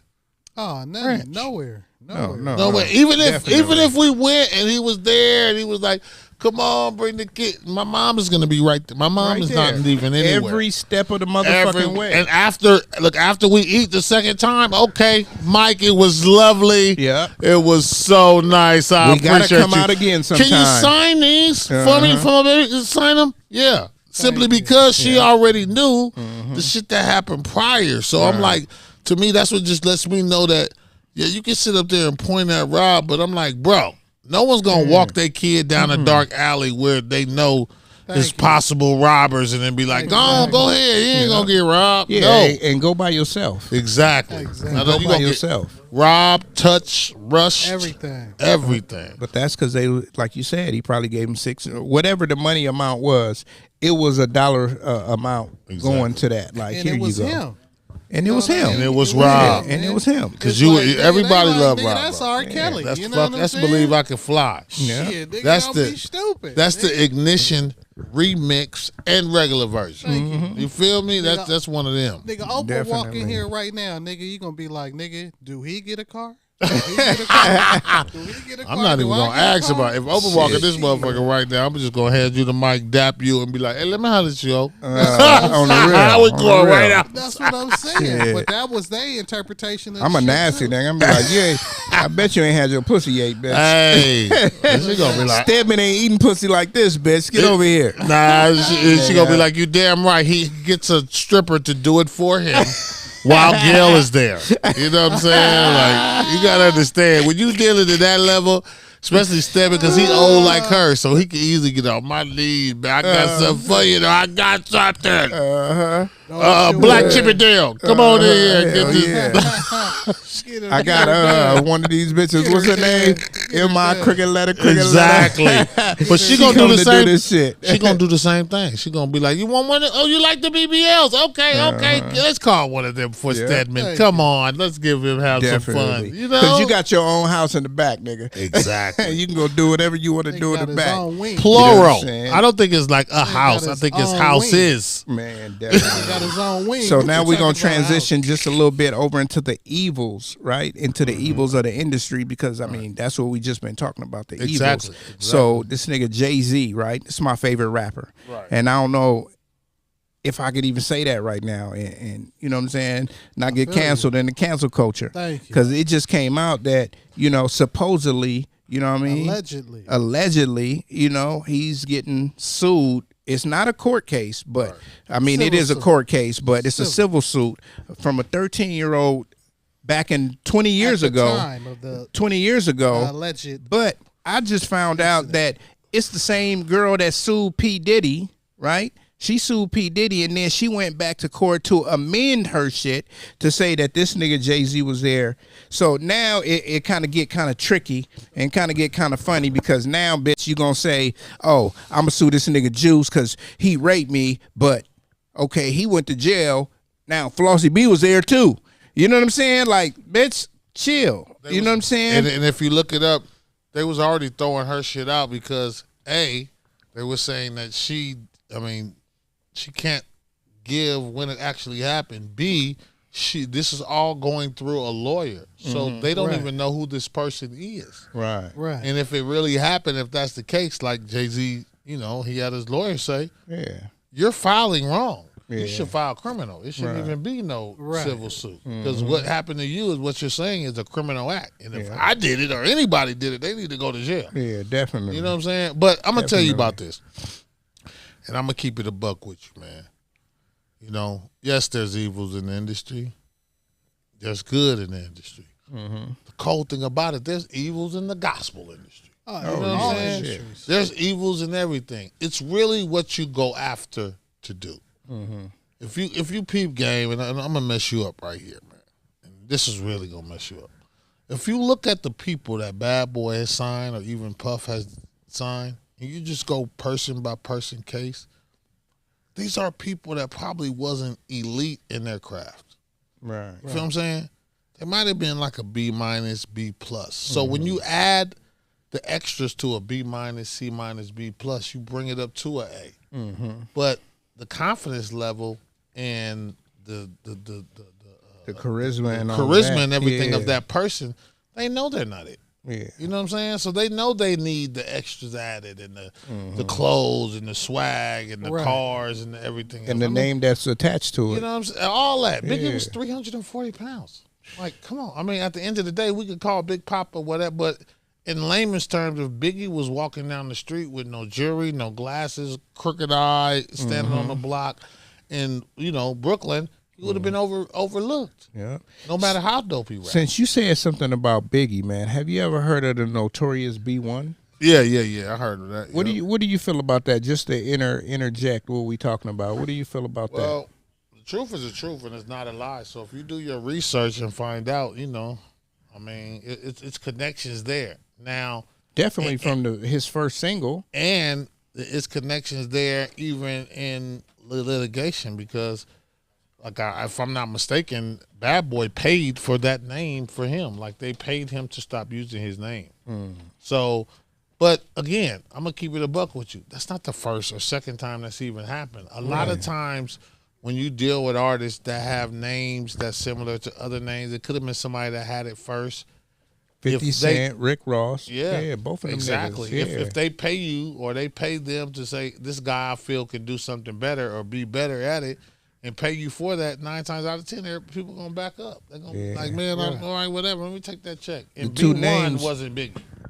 The two names I just named, yeah. The two names he put me on to the B1 the other night. I was like, nigga, get the fuck out of here. This nigga pulled up video and fucking songs. Right. Nigga, that Juicy song. He used the, I'm about to say, he used the whole sample and everything. The whole shit. Yeah. You know, and then, we watched the nigga, I forget his name, but we've all seen him on doing interviews. He's just, on every podcast, on every show doing interviews. And he was saying, like, yeah, I don't think they stole it. And I'm like, looking at this nigga like, are you serious? Like, nigga, they stole that. He like, no, the person that make the beat, send the beat to every label and this. I'm like, no, nigga. This nigga actually dropped that song. First of all, Juicy, the beat that Puff had for Juicy wasn't even the original beat that Biggie rapped on. Biggie had to go rap that same rap on the sample because Puff wanted to change the sample, and Biggie's actual reply to him was like, bro, I'm not about to rap on no fucking disco shit, man. What the fuck you got me on? Like, for real. So Puff knew what the song was going to do because he had already heard the other guy on the song. So he already knew what it was going to sound like. But I just think that, like I said, in every business deal, a lot of times you do that. No Sleep Till Brooklyn. Beastie Boys. Some other rock group had that song before. You know what I mean? So that song never came out after that. You know what I mean? So it just depends on who you have backing or whatever. But I will say this, and this is just to keep it real. If you know anything about ideas and synergy, a lot of times ideas happen in multiple cases. You know what I'm saying? And I've heard records where I know two people never had nothing to do with each other and they came up with it. In no way, no how, somebody knew something. It's just how it works. You know what I'm saying? Somebody might have just had an idea at the same exact time and might know how to build on songs and play it out the same way. So, well, we got a song. You see the shirt I got on and he got on. It's called Zoisted, right? Okay. And we was kind of mad at YG for a while. Yeah. Because he came out with some shit like right after we dropped the song, dropped the video, maybe like a year later, he started talking about niggas found him outside. Right. You know what I'm saying? On one of his biggest songs. You know what I'm saying? And we like, what the fuck? You know what I'm saying? And it's not really that you stealing the words or the song. In this case, is you stealing the cadence of the song. You know what I'm saying? So I used to rap with this dude. He was on a podcast before. I think it was like podcast 49 number. My boy Great Dane. We did a song. You know what I'm saying? And we shopped this song to a whole lot of labels because this was back in the days when we was trying to drop tapes off. You know what I'm saying? Next thing you know, nigga, Ice Cube and the West Side Connection came out with some shit that was eerily similar. But nigga, we didn't know nothing about copyright and shit. We didn't know nothing about nothing. So it was absolutely nothing we could do. So when we did this Zoyster song, I was like, fuck, like this the second time this shit done happened. But like you said, it's synergy and energy. Somebody could have came up with the same shit at the same time and all that. It could have been that. But I'ma always think. Or a producer could have just been like, fuck them niggas, man. Exactly. You know what I'm saying? Exactly. Now, here you go. This nigga made the beat. Him and who made the beat? Towns. You and Mike Towns made the beat. And so all it needs to be is somebody to be able to send it to somebody who possibly play it for somebody else. And they might have even heard. But I think that's exactly what happened in the circumstance. Because I'm telling you, like on some 100 shit, man, like niggas was calling us. Like, I hadn't even heard the song. Mm-hmm. Nigga, and Juice will tell you, like, niggas started blowing my phone up. Nigga, they like, nigga, have you heard that new YG song? Like, this nigga just took the Zoyster shit. I was like, what are you talking about? Man. So, nigga, I take a little break, go on a little Spotify and shit, listen to the shit. I'm like, damn. So then I called Juice, because Juice was nigga at work at the time. He like, man, that's some crazy shit. And I'm like, YG like, definitely has songwriters. You guys know that. I was mad at YG for like, nigga, 18 years, nigga. Yeah, YG probably had no idea. I don't even want to hear your shit no more. Came in the studio. Every time I hear YG, I be like, that nigga's a biter. You know what I'm saying? But, you know, shout out to YG. Still probably had no knowledge. West Coast. Shout out to YG. You know what I'm saying? Yeah, YG probably had no knowledge. What's up, YG? He already, I already know he probably was like, because you know the producer's going to be like, no, you got to say it like this. Exactly. Yeah. You know they don't know. They have no idea. They just hear an idea. They don't know who had the idea, who came from. This is my bad. I didn't mean to cut you. No, go ahead. But this is what's so funny. Like, if I would have heard the song without niggas calling me, I don't even think I would have had that aspect of it. Yeah, you wouldn't have put that correlation together. I wouldn't even put two and two together. But when niggas started calling me and telling me the shit, I was like, what do you mean? I was like, yeah, right. I'm thinking like, okay, sure. You know what I'm saying? Yeah. Then I hear the song and I'm like, damn, that's crazy. Okay. Yeah. That's what I'm saying, nigga. That shit's so eerily similar. Yeah. It's just, it's crazy. We about to drop that song again, man. You know, put it out. I'm gonna hear this Zoisted again one more we, time. You know what I'm bringing saying? it back. We're gonna officially drop it. That's why we got the apparel. You feel right? me? We gonna lace niggas boots real quick. You know what I'm saying? The sweaters. Tell them what Zoisted mean real quick, man. You know, Zoisted is like, you know, when you getting faded, you know. But Zoisted is like when you get to that point where you really, you know what I'm saying? You in your pocket. You know what I'm saying? You not too faded. You know what I'm saying? You in your zone. But you ain't sloppy drunk yet, but you right there right.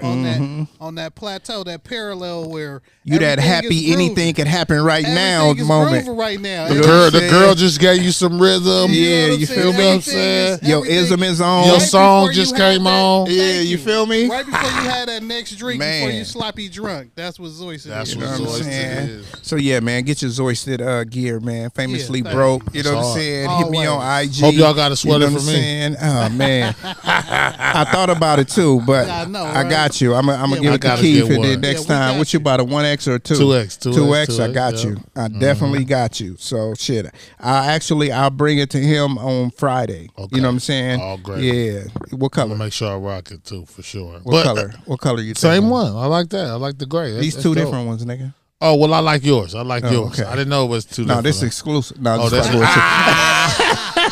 I noticed yours is on like a different type of cotton though. You know what I'm saying? You know, my man over there got the 100% old, you know, real sweater. You got your shit is maybe terry cloth or something. Nah, nigga, this is Pima cotton. What is that? Turkish cotton? Yeah, nigga, it's Pima cotton, nigga. You know what I'm saying?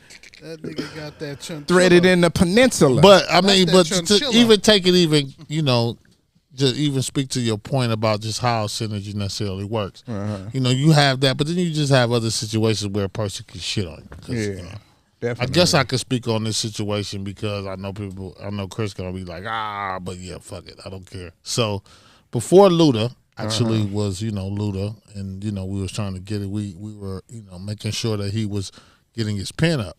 So since Puff was one of those guys that, you know, like songwriters and take songs or whatever, and Chris was actually doing different drops, and he had all type of stuff that he was doing rapping on the air. Right. So when you came into the city, it was impossible not to hear Luda rap because he was rapping on commercials, he was rapping on promos, he was rapping on anything. We even had Lala rapping. Right. So Puff was very familiar with, you know, Luda being a rapper, and we went to Dallas Austin studio, DARP Studios at this time, you know, one of the most legendary studios in Atlanta. Right. Dallas Austin is a producer that produced TLC's first album. Dallas Austin, he stayed down the street from my auntie in Stone Mountain. Yes, he sure did. Yeah, I think he still has that home in Stone Mountain. So it looked like an egg. The home definitely. is crazy. Like, it's nigga used to have like 20 cars outside. Exactly. And Biggie Bodyguard lived up the street. She stayed in a very affluent neighborhood. Yeah, definitely. I know exactly. So we went to the studio to Dallas Austin to work on Puff's project. Chris went to go do some songs. And he did a bunch of songs. There was one song in particular that he did called Wasn't Us. And the song was basically kind of, give you a sense of, the song was saying like how people are a bunch of things, but in all actuality, they can be all that, but they still not him. Oh, so it was like a whole the hook. first Not Like Us. No. It wasn't us. It was almost like, I'm saying, a person could, they can do this, they can do that, they can be this, but it still ain't on this level. You know what I'm saying? And we did the song, we left it or whatever, and we didn't hear a hit back. So it was like, okay, well, maybe, some other stuff came. So the album comes out. Right. So we're on the radio playing, premiering the album. Mm-hmm. So we get to the song with him and Jay-Z. And the song is called It Wasn't Us. Right. So I'm like, well, maybe it's coincidence. You know what I'm saying? So Jay-Z comes on saying, and I'm pretty sure you could go listen to Puff's album right now, like how you can do this and do that and do this too, but you ain't us. Mm-hmm. So I'm like, huh? Yeah. So we listened to the whole song. So Chris is looking at me. He started laughing. He's like, yo, am I tripping? I'm like, bro. What do you mean are you tripping? What are you talking about? Are you tripping? So instantly I called my people who was connected to Puff, like, yo, man, we got to holler at it, whatever. So I feel like they got swept under the rug because, we wasn't on we about to sue you. We was just really trying to find out, like, what's up? Like, are you going to give us a pub? Are you going to give us anything? Or, like, what's up? So it never really, like, panned out. So this same story that I'm telling happened on Hot 97 when Luda's first album came out. Mm-hmm. And they got a chance to be on one of the wildest morning shows ever. I don't even know if you remember these dudes, but they was on Hot 97 in like the late 90s, early 2000s. They were called Star and Buck Wild. Now, these guys got banned from radio. Yeah. Star and Buck Wild actually is from New York. Right? Yeah, this is Hot 97 in New York. This is where Luda was on the radio at. So he was promoting the first album, What's Your Fantasy and all that. So while he was there, one of the questions, I wasn't even there. I was in Atlanta. But I remember one of the questions because I heard the promo. It was like a promo that ran on the air. You know how they talk about the show earlier that day and they give you a little excerpts or whatever. Mm-hmm. So the part that they used in the excerpt was like, yo, so who did you have a chance to rock with, that you kind of was like, nah, I'm cool, and why? And he kind of explained the situation about Puff and, saying Puff at one point did want to sign him, but he was like, he stole my song. I'm not fucking with it. Like, you know what I mean? So he said the situation. And then I told him, we found out later on, through a private person that, Puff, basically stole y'all shit. So, you know what I'm saying? And, you want to take you and do something, you can sue him. Like, let's go to court. Because a lot of people don't really understand in the music business, people think to sue somebody or do something, that's like, oh, you suing somebody. But in the music business, that's how it goes. That's how people know you real. Money. That's how you get your money. And you might have to sue a person, or they might be like, well, he gonna win, so let me just go ahead and do it. But if you get into the business, and I don't care who you are, on the smallest level, you got a single out or anything, if you don't got money for litigation and stuff like that, to me, you going backwards. Because at the end of the day, this is a business. And if you're an MC and you're rapping, especially in today's day, like a lot of people, I want to get signed, but what they don't understand is that when you upload your music on a PSP, you're signed to U Records. Mm-hmm. Right. And anything that happens from there on is U Records. Right. Now you can go get additional support and maybe do something else with a bigger label or stuff like that. But at the end of the day, it starts with you. You have to make sure that you represent you before anybody, a manager, a lawyer, or anything. And a lot of times, a lot of these young artists, people think that you're supposed to go to this person and they're supposed to take care of you.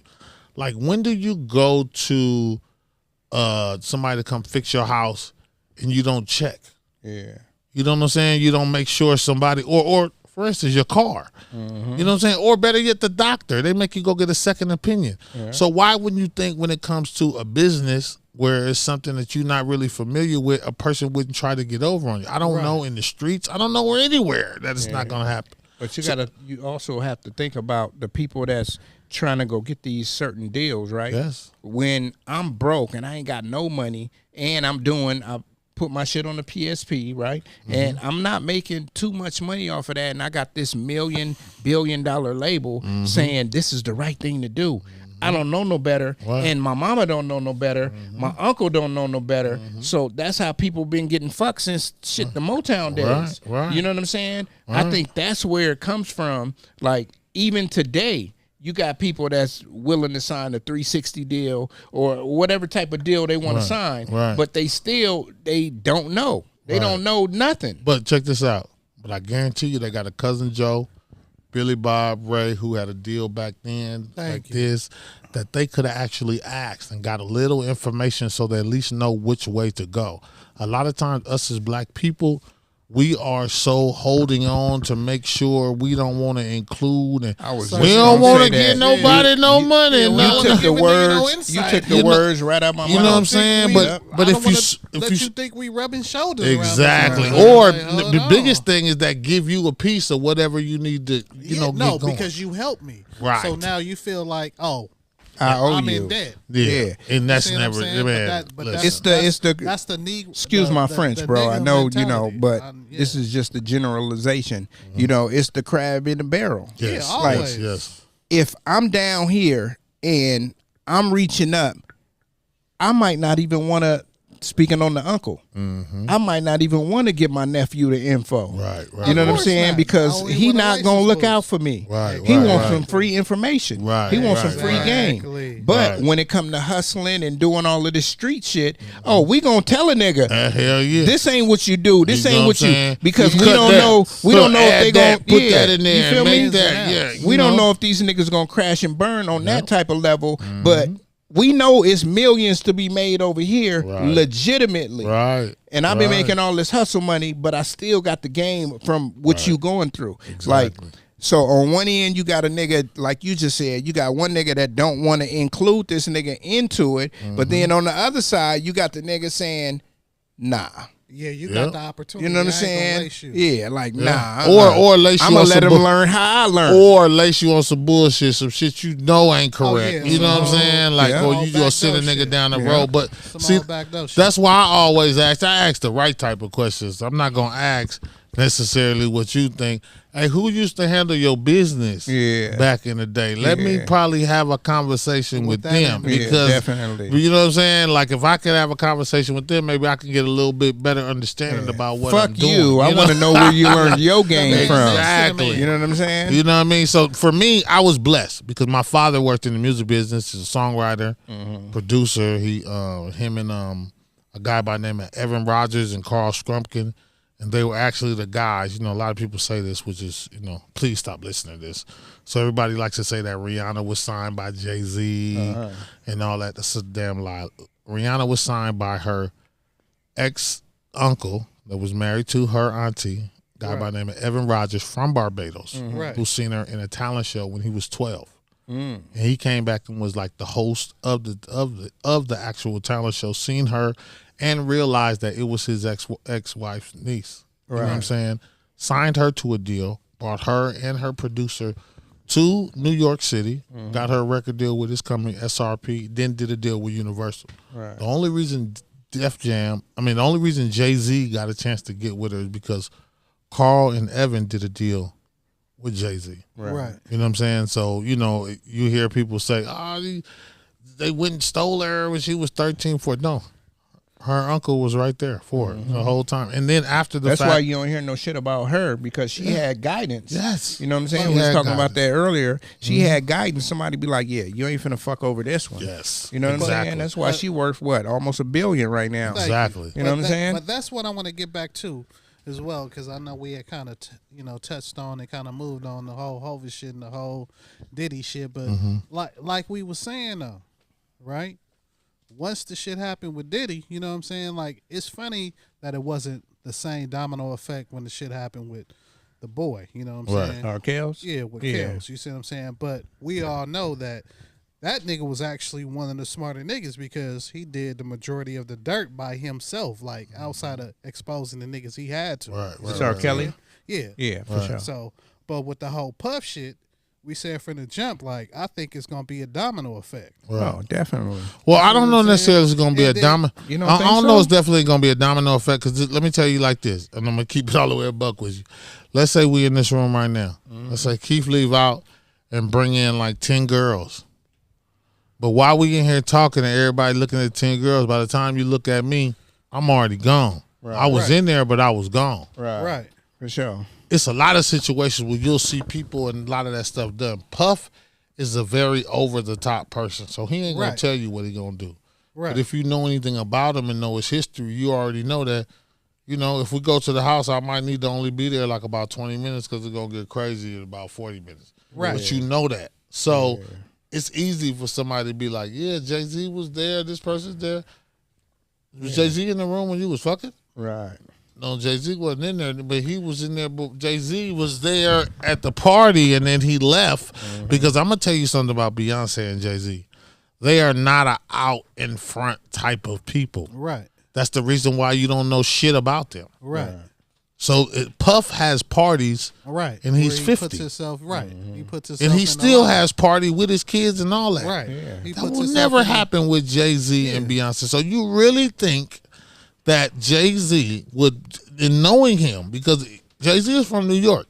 So if you're from New York, you already know about Puff. You already know his background, Right. him being a What choreographer, he do. him dancing, and All you know of what I'm that. saying? Everything that he's done since he's been in high school, private boys, high school, all that shit, they know.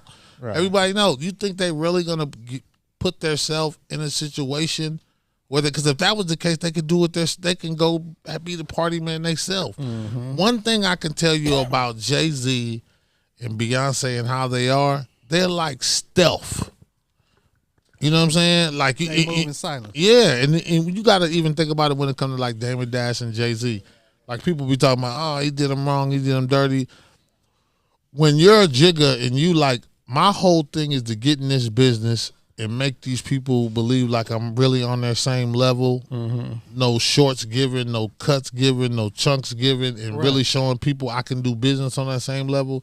You can't have people that basically is gonna rah your good business. Right. Now people will be like, oh, that's fucked up. He should have did it, but shit, I seen Damon Dash, man. That motherfucker when we was at Def Jam, like he used to have them motherfuckers scared. Right. Yeah. I seen a video when that Bro. nigga came in yeah. there and y'all gonna talk to my nigga without me? Man, You like- got these Yeah, I niggas saw with that Def Jam video. jackets on? Man, listen, he didn't give a fuck. So when you got somebody like that, yeah, it's cool to have somebody like that, They signed the but Rockefeller. somebody got to know when to tone it down. And for him, it was never a tone down because he didn't feel like anybody was bigger than him. And when you don't feel like you got somebody to necessarily not be your boss, but at least somebody you need to talk to because it ain't just yours. Right. And he really felt like it was just his. Right. Like that's it. And so I think that's where his mess up was because even like sometimes you got to read the room.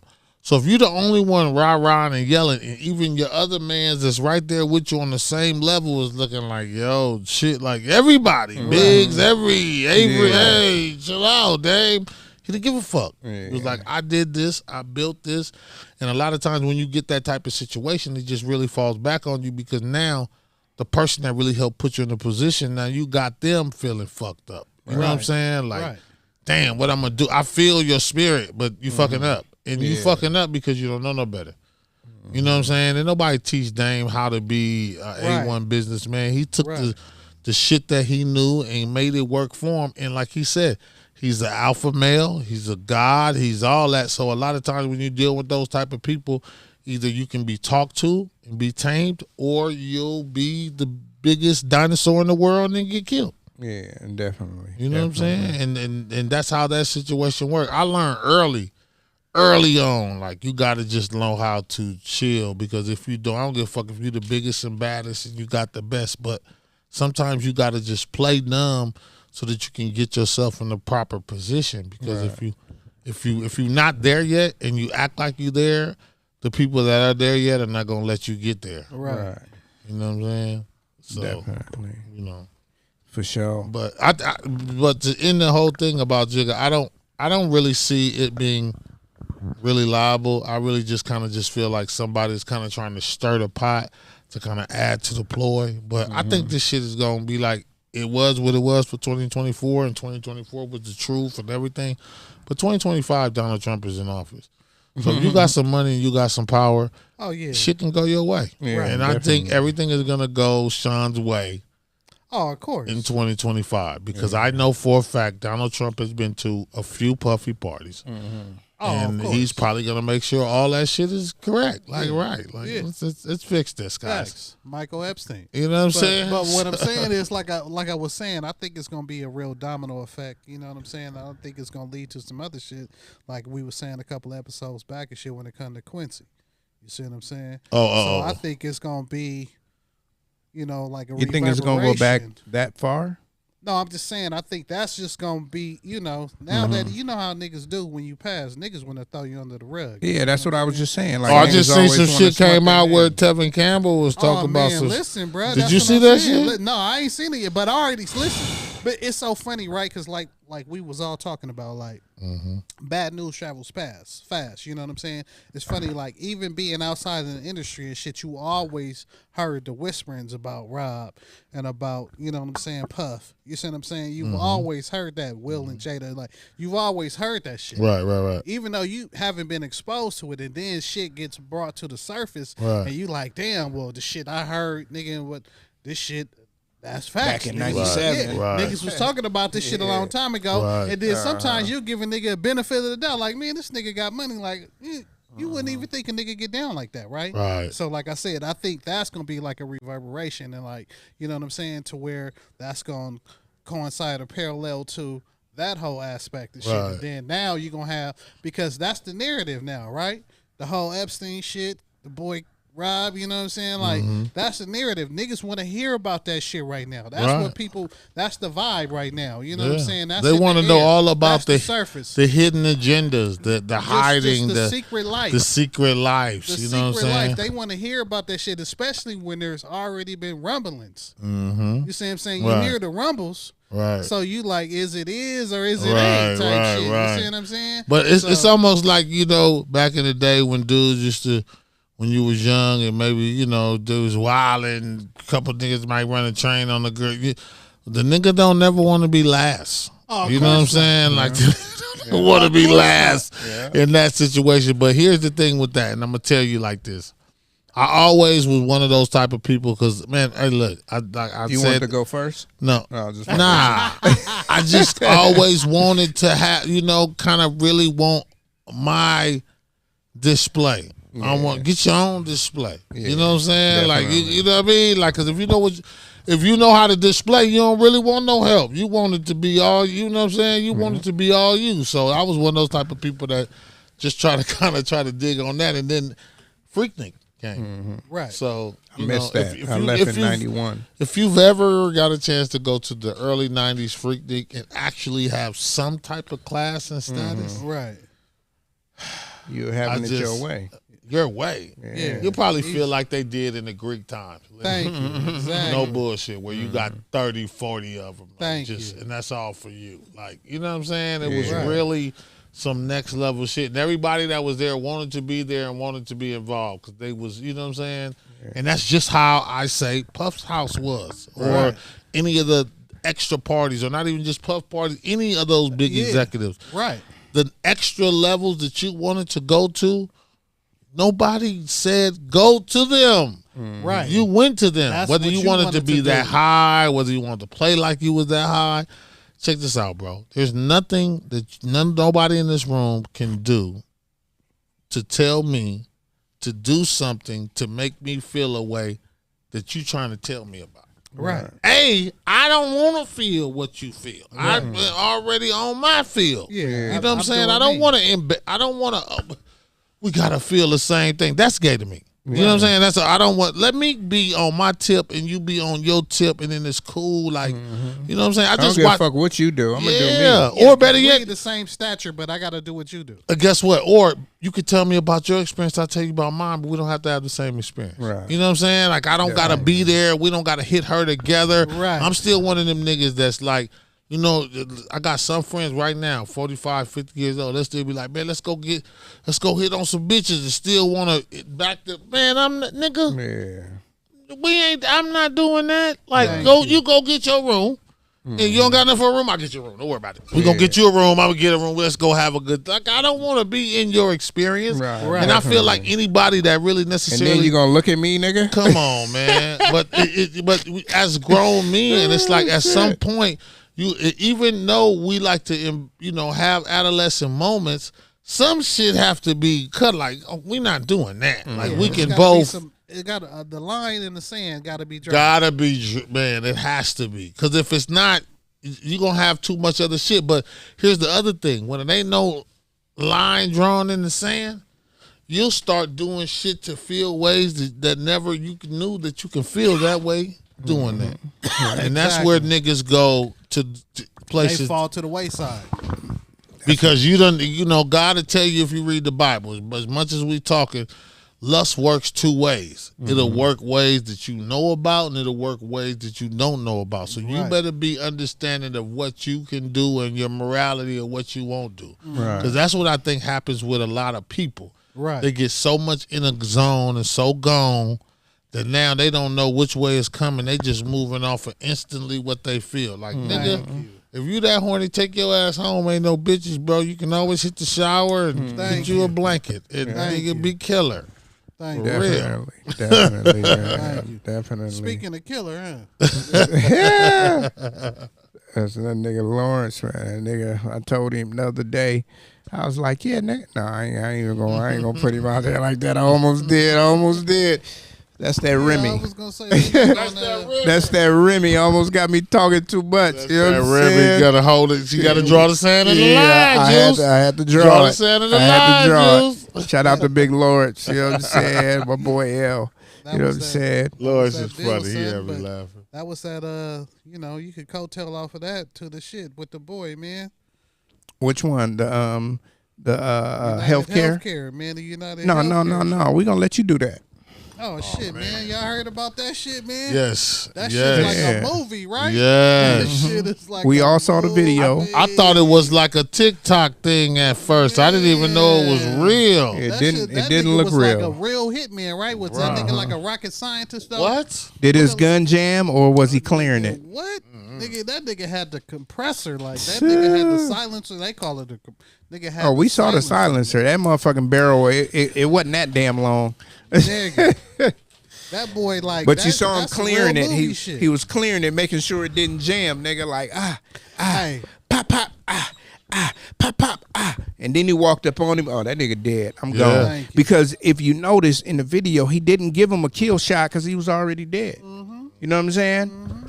Yeah, I don't know, That man. nigga was a rocket scientist though. Like this nigga was super educated. He and got turned caught into today, a right? hitman. Yeah, he He got caught caught in today. Pennsylvania. One thing I do want to say real quick. I hate to cut you off, but what I hated about certain newscast outlets is they gave a false narrative about who this dude was. Right. Did y'all hear about that?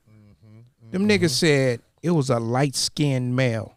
Yeah, You're light-skinned. very. That could have been you. Could have been. You could have grew a mustache and a beard. Yes. You know what I'm saying? Bizzle coulda definitely You wasn't did Big that. Meech. Thank you. I wasn't You was Meech that the United Healthcare killer. day. Thank you. You know what I'm Right, saying? right. At So, any point. even though we seen a picture of this dude white as snowflake, Yeah. they still want to say this nigga was light skinned. Light skin is only talked about in two races. You might say, oh, that was a light skinned Mexican because they almost look white. But a light skinned black don't look nowhere near white. Thank you. You know what I'm saying? So I just wanted to put that out there, man. The news, when y'all put light skin on anything, man, do not do it if you know this motherfucker ain't black. Yes. You know what I'm saying? Do not do it. That's what they gonna give it to us now. Yeah. He might have been black. Yeah, he might have been black. guard. Because why? White folks can't do that?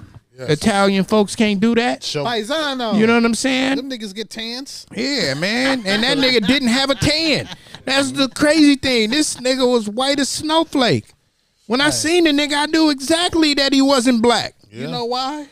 No lips, long nose. Niggas be hating on Shit. light skinned niggas, man. Cause y'all ain't shit. I am the self-centered son of a bitch. bitch. Representatives, nigga. You know what I'm saying? So out of my mouth, nigga, I'ma say it right here on camera right now. Niggas be hating on light skinned niggas, man. Stop hating on light skinned niggas, man. Damn. Stop hating. Big Meats. Stop hating You know on what light I'm skinned. saying? Oh yeah, we forgot to let y'all know, man. Nigga, You know what I'm stop saying? hating, Big nigga. Meats got out of jail. Yeah, he right here to the left. We let y'all know that already, but we didn't let y'all know that we had this nigga in the Right here. building. You know what I'm saying? saying? How you like Big your Meats- son on Big Meats BMF? doppelganger. Hey man, that shit paying off. That shit paying off nigga tenfold. Nigga. Tenfold, huh? In droves, Getting nigga, that just legal paying money. off, Shout nigga. out to man, my boy, man, Zippo, man. That's my nigga, man. That's a good dude right now. I'm gonna tell you, that's a real good dude, bro. Yeah, For man. real. I'm trying to definitely get my money like Big Meats, nigga. I bet. You know what I'm saying? The legal I wish way. I was coming. Yeah, nigga. Well, shit, nigga. Oh, you ready I to wish flip a I couple was coming birds? from the shit, nigga. I don't home think to the so. shit. Oh, yeah, home to the shit. But if you think about it, a lot of niggas that was back then that was balling, nigga, them niggas in jail forever. Oh man, I You know ain't what I'm shit, saying? Nigga. I Them had was- the opportunity. Them niggas was getting Rico and they ain't know a nigga named Rico. Thank you. You know what I I'm had the saying? opportunity, and I knew a Rico, nigga, and a Yeah. Jose. You know what I'm saying? But yeah. Don't If be you know a shit. Rico and a Jose, Thank you. you getting that shit for the Lociones. The zero. You know what I'm Oh, saying? the Shit, Lociones. you know what I'm saying? But yeah, man, back to the killer. He got caught today, right? Mm-hmm. That was today, right? PA, nigga, at a McDonald's, nigga. Mm-hmm. So you know, you go out, nigga. You're an Einstein, right? Uh-huh. So you got this and the burner on you. Mm-hmm. They caught the boy with the burner on him. Same All the caliber and all that. evidence, Nigga, all the burner IDs in a He McDonald's. about to get off. Something Look, gonna look, happen. They told hold him, on. go turn yourself in, What, in a and McDonald's? you're gonna be out. You just go to the McDonald's. We're gonna In tell a him you there. McDonald's? Turn yourself in, and you'll be out in like 6 months. We're just gonna In make a this go away. McDonald's? Yeah. Like, nigga, you kill a nigga like that, right? You going to the steakhouse, my nigga. Like, Come on, bro. nigga, the lights are dim.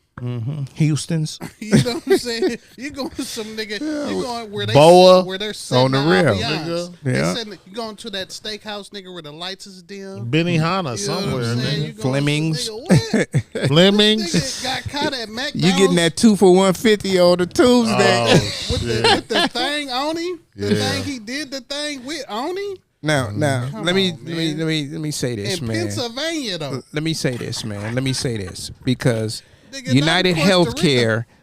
That's just like so. You the president of United Healthcare, Right. That's kind of equivalent to being the nigga that run the NFL.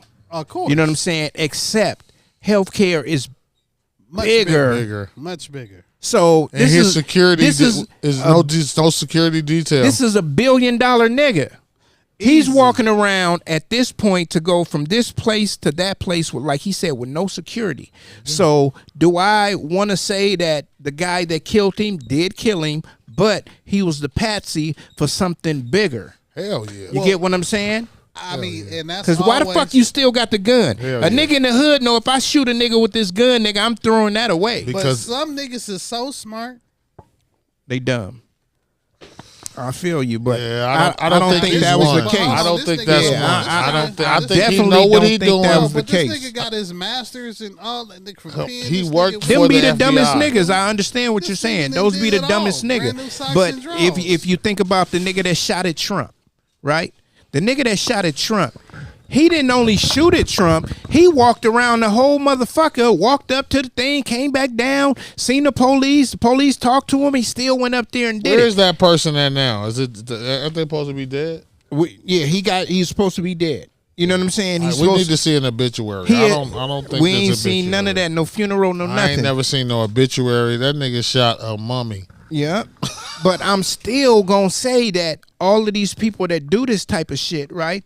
They are the fall guys. They're the patsies. They're the guys that they saying, hey, you going to get off, and they may happen, like he just said, maybe in 6 months you won't hear nothing about it, and you just think this nigga rotting in jail when this nigga's in witness protective, Thank you. living in New Hampshire, Thank you. in the woods. Cutting- You know what I'm cutting saying? wood. Cutting wood. And he got bread He every ain't going. month. He going 10, to. He 15 going to a racks. probably a different island. Though. I know. Yeah. I was like, man, y'all had me shoot at the president. I need to That go nigga to an gonna be in island. Yeah. Wyoming. Yeah. dead. Definitely. Nigga, that's what he gonna be doing. But all of these niggas that did this type of shit, except what Edgar Allan, what's that nigga name? no, you talking about the boy that not Edgar. that nigga name? Sirhan went to jail. He's still in jail right now. Yeah, he he's went still to in Beer. jail. That's crazy. Yeah, Sirhan, the Mexican dude that shot he Robert was Kennedy. Armenian, nigga. He Armenian? Went to Mir. Yeah, he went to Mir. Wow. Yeah, Yeah, he said graduated from somebody gave him some LSD and Sirhan. he said somebody gave him some LSD and some lady in a polka dot dress told him to go do this, Yeah, do that. some niggas came and talked to him and told him to go. Yeah. Do that shit. Man, Yeah. that's what I'm saying, man. The '60s was different. people be putting Hell this yeah. this battery in niggas' backs and be like, go do this. This is what's gonna happen. You know, they're gonna be looking for you, and we gonna get you out of this mess. And 9 times out of 10, like, I was surprised that the nigga was alive when they found him. Yeah. I thought they was gonna say that he was dead, they killed him, or whatever. You know what I mean? That was my thing. Like, either he was gonna get away, or he was gonna be found dead. He must be on the right side, though. He gotta be on the right He side. got to be on the right side Yeah. because if he on the right side, then they gonna get him off, and it's gonna be like they gonna make it seem like something else was going on. I'm telling you, he It's gotta not on gonna be the right side. same gun that shot him. something. The hammer It's ain't funny, gonna be though. the same. Something. It's You know what I'm funny, though, saying? because when they first had his identity, though, they didn't release the shit. They like, oh, we not gonna say who it is, Right. just in case we tip him off. Well, shit, if you looking for a nigga and he's America's Most Wanted, you gonna be like, this nigga's America's Most Wanted, but He know. we not gonna put his He face know. on the poster. I'm just saying that nigga, that dude should already knew. That's why I'm saying it got to be some insider stuff because it's no way, no how that you gonna go hang out at McDonald's unless you want to be seen. This is McDonald's. Come on now, Floss. Come on, man. McDonald's. The nigga got caught at. I want to know, did the nigga say no onions? Hey, you give me a quarter pounder. Hurry up, guys. Hurry up, hurry up. They're coming in. They're coming in right now. I The know y'all last had meal that. I want is a quarter pounder with cheese before I go sit down in this I hole. might die though. Put the onions on my Yeah, shit. put my onions on it. Put Give the me onions some. on this shit. Y'all You had know the what I mean? salmonella. Yeah, y'all probably still got some of them salmonella little onions back there. Ugh, that's terrible too. Oh yeah, I forgot. McDonald's just had that, but right? The nigga, and the nigga go to McDonald's. That's crazy. Was he trying to die? That's he was trying to it die, death by trying to Big get Mac, caught. or was it death by police? Which Bro, one do he you was think it was? he was trying to get caught. That's what I think because Which he one do already you know to think get it was? out. Do you think it was death by Big Mac or death by police? Man, death by police, definitely. It was gonna be death by police. It was gonna get rid of the Big Macs. He probably wasn't even gonna eat it all. You know what I'm saying? So I'm already knowing. But that whole situation is good. When I seen it on the news, I was Fishy. like, damn, he really just knocked him off like Fishy. that. Well, for what though? Is that nigga Putin? Like, Nah, he pulled I up mean, you on got to him? understand. Look, let me tell you something. In the healthcare business, the way that these the pricing is for a lot of this very, very high end medicine, it's crazy. Yeah. Like for real, I know this lady who pays drugs. $4,000 for some stuff that she needs monthly. Like, The how do you prescription afford that, drugs, them is the real drug dealers. man? They killing them because they got stuff that they can just put the price on. They don't even got to tell you why they get this that cost. They can just They be could like, just be like, tomorrow this shit is $100. nigga, exact 200, like for real, and it's 200 a person, and you got at least 9 million people that got to get it. Thank you. Man, Got a prescription come on, for and it. guess what? Guess they need it every 30 days. You know what I'm saying, or every 60 days. Thank you. That's really how Gotta you take murder some the shit guy. daily.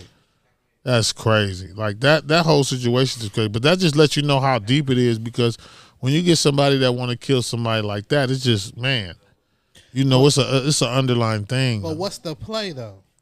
Well, we're gonna find out. It's gonna play out. I was trying to do some research on it today, but it's by him being the president of the company, it could be all type of different ways. It could be something that we don't even know about that he needed to vote on or something. Like, you know what I'm saying? Do you think it's over a script possibly?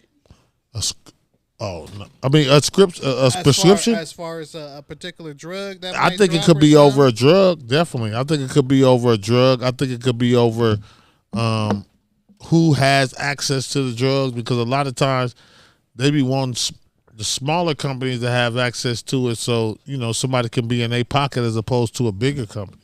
Yeah, but you feel me? know how that play is, right? Where it's like, okay, we got the same generic drug, right? Yeah, But you know, I already got the patent for my shit. My shit is laced. I'm ready to run. right. Right. Yours is another version of it that's supposed just like all the stuff for All the all COVID weight shit. and everything. You see what I'm Yeah, saying, what right? was it? Pfizer Yeah, it and was 100 niggas Johnson making, and Johnson. It was 100 and- niggas making it, right? Yeah, it was. But what I'm Nigga, it saying was is, Roscoe's. Roscoe's made a COVID. Thank you, nigga. Niggas made that shit over on. Get your nigga, Roscoe's. There was a Summit vaccination, nigga. Hey, come on Did you now. go to COVID Summit and waffles, nigga. You know, COVID and waffles, Did their you go to Summit and get vaccination. your vaccination? That man. Ain't none of you niggas got that Summit vaccination. The Summit vaccination. What they do? Shoot you with air? Here you go. We're gonna make believe we just shot you with something. Summit Street, nigga. Don't be That's stupid, crazy. nigga. Summit Street vaccinations, nigga. That's crazy. Shooting you with L's. That's crazy. Oh man. But on mamas though, like that's what I think the shit is over though, because everything happens over money, man. Right. And especially But that's like, tricky though, because if that is, I don't know if that would have went down, because he would be the person that you probably would want on your side though, because you would want him to tap in with all maybe your. It's a nigga that's on the other side of the situation. And No, but it got to be get some. him out the way. I think it got to be somebody that might be trying to get in that position. That might be what it might be. It's easier to do that because you can just give a nigga a severance package. No, not if you up under him. I'm just saying. True. Not if you listen. trying to get in that position. Not if you don't got Listen. either you don't know the board like that, or what, you know what I mean. The nigga wasn't 35 years old. This is what I'm saying. Like when it comes to that particular aspect of it in this particular sector, as far as economics and whatnot, Right. like you can give a nigga a severance package. Right. Niggas is regardless of their title, where they at, Right. this hierarchy, people can always be replaced. Right.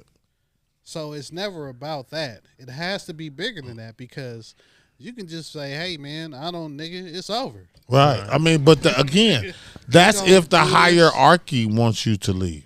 Right. If But what I'm it's saying the is- underarchy that wants you, they can't get you no severance package. But what I'm They saying gonna have is to if get it's your the ass gone. ops and we Yeah. gotta play on this shit, and you the nigga in the way. Yeah. But it might not, nigga. It might not be the ops necessarily. Might not be somebody at a different company. Because he's It the could help. be somebody at the same company trying to Yeah. get you gone, want a new regime. So they can get their But What is new that shit position. called? Is- Hostile Hostile takeover, takeover. Right, but nigga. what I'm Let me saying ask y'all what this I'm real saying quick. Is, though, that's Go ahead, a go ahead. severance package waiting. You ain't gotta For the nigga that did the kill it. murder? No, the For nigga who? you want out the way. If that's Right. the case, Oh yeah, you because we're wanna gonna have to replace pay the him nigga. to leave. That's all you do. You don't have to kill the nigga. That's what I'm telling you. Yeah. If you up under him, you gotta kill him. Nah. Especially if he ain't gonna go nowhere. Nah. Look at them third world countries. Look how they do that. Didn't I just say It's that? called, Didn't I you just know, say that shit was bigger than the what? board? No, NFL. Oh yeah. That shit is bigger than Yeah, but NFL. there's a chairman. Okay. There's a board. So think of street, right? You Right. got gangbangers and all of that. You got niggas in the clicking up and all that. And then what did you have back in the 50s, 60s, and early 70s? You had the mob. Right.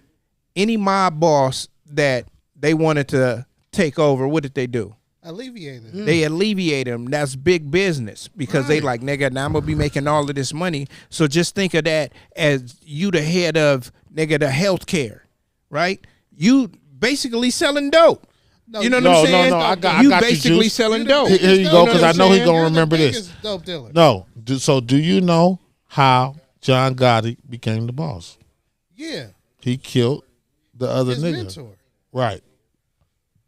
The niggas that's on the board didn't tell him it's okay. No, he went and did it behind their He back. would have did it behind their back, and then they was like, "Oh, well, I guess you're a real You did boss." it now. You know what I'm saying? You did Now we're in exactly. position. So how you know that But didn't that happen? but see, what I'm saying is that's his ambition. But what I'm saying is, in this validity, as far as what we're talking about, you shouldn't have to take it to that. Because, Right. like I said, the nigga wasn't 30 years old. But we And ain't like- talking Okay, about hold on. you I'm shouldn't, saying. but the nigga Hey guys, did. I need a quick timeout. Hold No, on. you good. You good. Hold on. Give me two. Yeah, but no, the nigga did. It ain't no. You don't have to. See, this is what like even he was talking about John Gotti, right? You looked at him killing, just making up a name because I forget the name. Yeah. Castellano, right? Castellano. No, Cassiano. Yeah. Right? Murked him, right? Now, what the people is looking at is who's going to be the next boss. Right. The next boss, 9 times out of 10 in that life, is the nigga that did something to that dude. Because now everybody's scared. They don't know what the fuck he going to do. So, fuck it, he might as well be the boss. So, with the United Healthcare, look at who's going to replace him. You know what I'm saying? And it's not going to be one journalist. It's not going to be one podcast. It's not going to be one nigga that's going to say, let's look into this nigga history. How did he get to where he was at? Where did he start from? What school did he go to? They ain't going to do none of that. Because why? They all going to be scared of this nigga. Like, I think this nigga probably did something. And I feel you, but like I said, I just think me personally is more than that because, like I said, niggas get voted out. There's a board. There's chairmen on the board. You see what I'm saying? When you want to remove a motherfucker in a particular sector like that, niggas can just get together and be like, nigga, we want to replace this nigga with Juice. We gonna vote this nigga out, pay this nigga, and put Juice nigga in the seat. I think you think that we don't understand what you're saying. We understand what you're saying. But what we're saying is that it could have been a hostile takeover. Like, I don't give a fuck what none of these boardmen say because they might like this nigga. They might like this nigga and they're not gonna vote against him because you gotta have what 60-40. You gotta have a different type of number to go in between, right? To take a nigga spot. It can't be a third of you niggas. It gotta be more than 60-70% of you. And it gotta be a certain level. You know what I'm saying? Yeah. A certain level of the board too. So it can't just be like lower level members of the board. It gotta be the higher chair. So they may have all liked him. So for me to dip into this spot, and I know everybody else that fuck with him, they fuck with me. So if I get him gone, what they gonna be like? You know what, Flossy B, we love you, nigga. You know what you doing. Yeah. You know that. So now behind the scenes, you on some John Gotti shit like, let me call my little mathematician nephew. Right. You know what I'm saying? That ain't really my nephew, but I've been knowing this nigga. I done helped him go through college, and I'm gonna tell him like, nigga, I'm friends with Donald Trump. I need a favor. Nigga, I'm the head of this shit at the end of the year or whatever it takes place. So nigga, you might go to jail, like he said, for like 6 months, right? And then nigga, I'm gonna get you pardoned. Or I'm gonna get you to cop out. I'm gonna get the right judge to be like, oh yeah, Wyoming. We gonna send this nigga to Wyoming. We gonna say we gonna get this nigga 10 years. Look, we gonna get this nigga not YFN Lucci and Young Thug. We gonna get these niggas. They looking at 30 years, but these niggas got 1 year in the county, and now you free. Right. We gonna get that nigga. We gonna give you that 10 deal. years probation. And when you get out, nigga, we gonna have 100,000 for you every month. Every month, you gonna be making 1.2 every year. Don't trip, and you ain't got to do nothing but cut wood in Wyoming. You know what I'm saying? Kick it. That's it. Don't say shit, because if you say something, then I'm gonna have Luke. No, I'm gonna have Luke who doing 100 years. Come kill you, and I'm gonna let that nigga out. Yeah, he was. You know what I'm saying? Yeah, you know what I'm saying. Like we gonna take him out, nigga. He gonna get a new name. Oh, cool. Yeah, definitely. We might give him some reconstructive surgery. Exactly. On Pennsylvania. Face off. You know what I'm saying? He gonna be Boris. Face off. Yeah, man. Come back looking like Elton John. Exactly. That's some all crazy shit right there. Yeah. Before we get out of here, man, you got IG, right? Yep. Shoot your IG, because I know we've been talking. We should have been doing this shit at the beginning. Poondaga, Poondaga, Poondaga on everything, on Twitter, on IG, whatever. You know, across the board. I just keep it simple. Definitely. Me too, man. Dina Boy Juice everywhere. Unless you're looking for the Famously Broke apparel, that's at Famously Broke.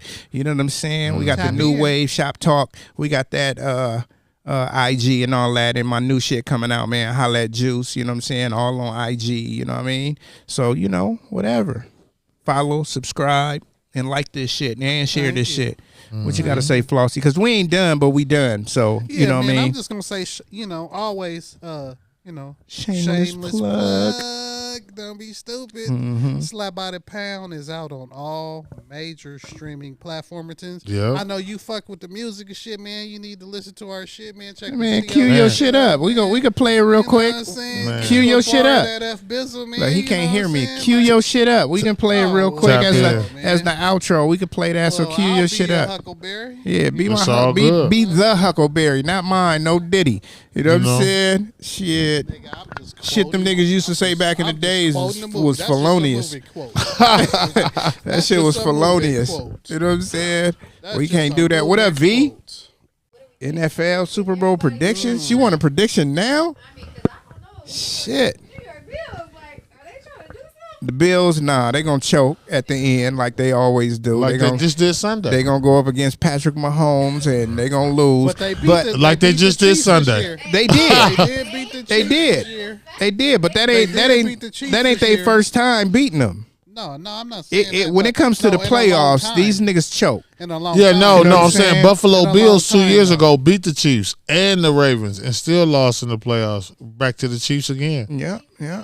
That's when they didn't get that nigga. That's why they changed the Super Bowl rule. Like, Right. you can get a chance to. No, nigga, you should keep the same rules. Don't change it for But nobody. I think the Buffalo Bills are like one of those teams that's kind of like ultimately cursed because I mean, a lot of y'all didn't go. Yes. No we know team was about better that. than the early '90s Buffalo Yeah. Bills. No, Like, they was definitely. the They won most 4 in a complete row. The football Jim Kelly. team Yeah, the Jim Kelly ever. era. We know. ever. Yeah. And they couldn't. I mean, I'm telling. It was sad. It was really sad. Yeah, they lost 3 in a row. My dark horse. Well, let me answer your question real quick. My dark horse, and people might laugh. You know what I'm saying? But some people might say it. I'm a 49er fan. Yeah, you it's know what I'm saying? always This Niners. year, You it see the ain't, cap? it ain't it. Bang bang Niner gang. You see the cap. I might go put some money down on The Pittsburgh. 49ers might not even make it to the playoffs. I know. bro. That's what I just said. Oh, I'm about to I said, say. nigga, we ain't doing shit. Yo, But okay, all right. I might go put my money on the Steelers. That's my dark horse. My dark horse is the Steelers this year because Russell came back with a vengeance. Whether y'all want to say it or agree or not, Yeah, he that looking nigga done good. came back with a vengeance. Like, Moon nigga, ball. I'm going to take the Bronco Moon money. ball. You know how they say playing with house money? Yeah. That nigga's playing with Bronco money out there killing niggas. It's You funny know what that I'm you say saying? that though, because like NFC wise, Uh-huh.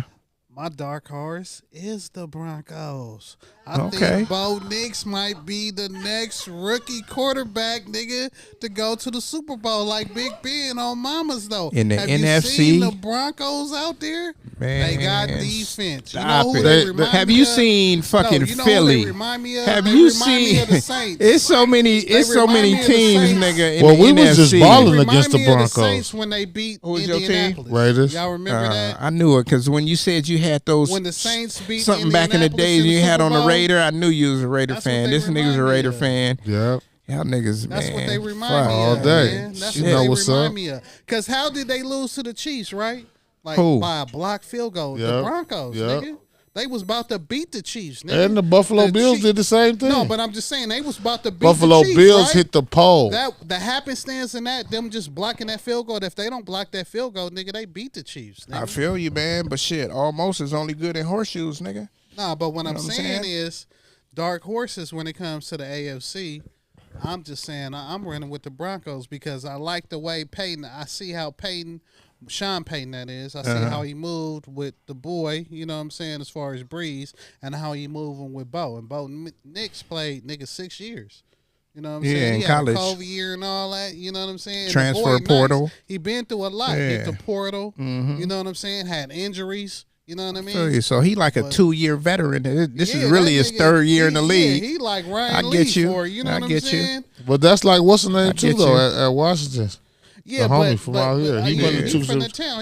He from the IE, but Yeah. yeah, the boy Daniels. But what Yeah. I'm saying is it's different because Bo Nix is like a grown ass man out there. You see what I'm saying? So Yeah. you know I what I'm feel saying? you. I just What about like, you? Because we know the Raiders ain't going, so you gotta Yeah, give yeah, it. You yeah. gotta give another Yeah, team. y'all playing for Deion son. Y'all like, yeah, we gonna draft the boy. Y'all playing for Shakur. Ain't With that his Shakur. name? Whatever. It's a So North I mean, I Sanders. feel like this. I Yeah. think I went to it's. school with I think it's with a- the I boy think- I think- AP though. I went to school with Antonio Pierce. Oh, for real? That's my homeboy. That's my the guy. homie, though. Yeah, he went Yeah. to Mayfair and shit. That's the Yeah, homie. that's my guy. His cousins they went to school with me over in Lamar area. His cousin Kevin and Nichelle. Yeah, I went to Budlong and shit. I'm familiar. Yeah, so it's all good. But yeah, my teams are since the Raiders are not going. I feel like it's Detroit, and I really like Washington. You know what I'm saying? So. I think Detroit. I think this might be really Detroit's year. I'm not gonna cap. Like I I'ma keep it really do 100. feel like. That's a good one. NFC wise, I didn't mean to cut y'all off. And you see the cap, nigga. I still think we got action. You know what I'm saying? As far as the Niners, I think we win out. And me and Juice is gonna go to the Arizona game. Yeah. Last game of the season yeah. in Arizona. We gonna win the division.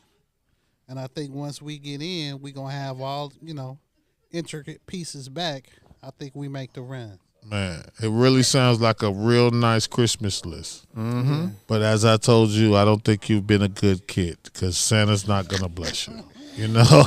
I agree. I agree with him. Not on the 49er shit, but I do agree with him. The Super Bowl might be Detroit versus the Steelers. Yeah. Because I think Mahomes them done won too many games this year by 1 fucking point or 2 fucking points to do that shit all the way through the playoffs. Because, it's like they missing something this year. They just barely getting by, and barely getting by ain't going to win you a Super Bowl. Right. You know what I'm saying? Because you're going to have some niggas that's going to come out there and score more than 27 points. Exactly. Like, nigga, I don't think they scored 30 points all year. Yeah, the AFC you know what I'm saying? Stronger. Them niggas game be like 19-17. And they you know what I'm saying? 21-20. They won injury away. Right. And what's his name was looking weak already on the line. Chris Jones, he looked like he was just hurt. And what's they punched him in the face. He was out for like 6 plays. Oh shit. The big D lineman they got you know what I'm saying? But so they won injury away. You know what I mean? So, I agree with that definitely. I mean, but in the AFC, I definitely, to me, it's a flip of a coin. But while you bullshitting, I'm not. I really kind of like the Ravens win. I really Yep, my bad. Yep, that's what it is. The Ravens. I'm tripping. Ravens. I want to see them win. I want Lamar to get one. See, that's the problem. Like the D ain't the same, man. They gotta outscore you. It wasn't. Or the Eagles, man. No, but see, and that's the other thing. The Eagles, they just took some L's as far as injuries. Yeah, but they still 11-1. But the thing is, 11-2. It's like they had a nice little ride when it came to their schedule too. You see what I'm saying? But what I'm saying is they didn't. They about got to play all the Ravens at the beginning. They got all their injuries at the beginning of the shit. Who? I thought you just said they took L's. Philly. I said Philly. But they all coming back. What's the name? Just came back.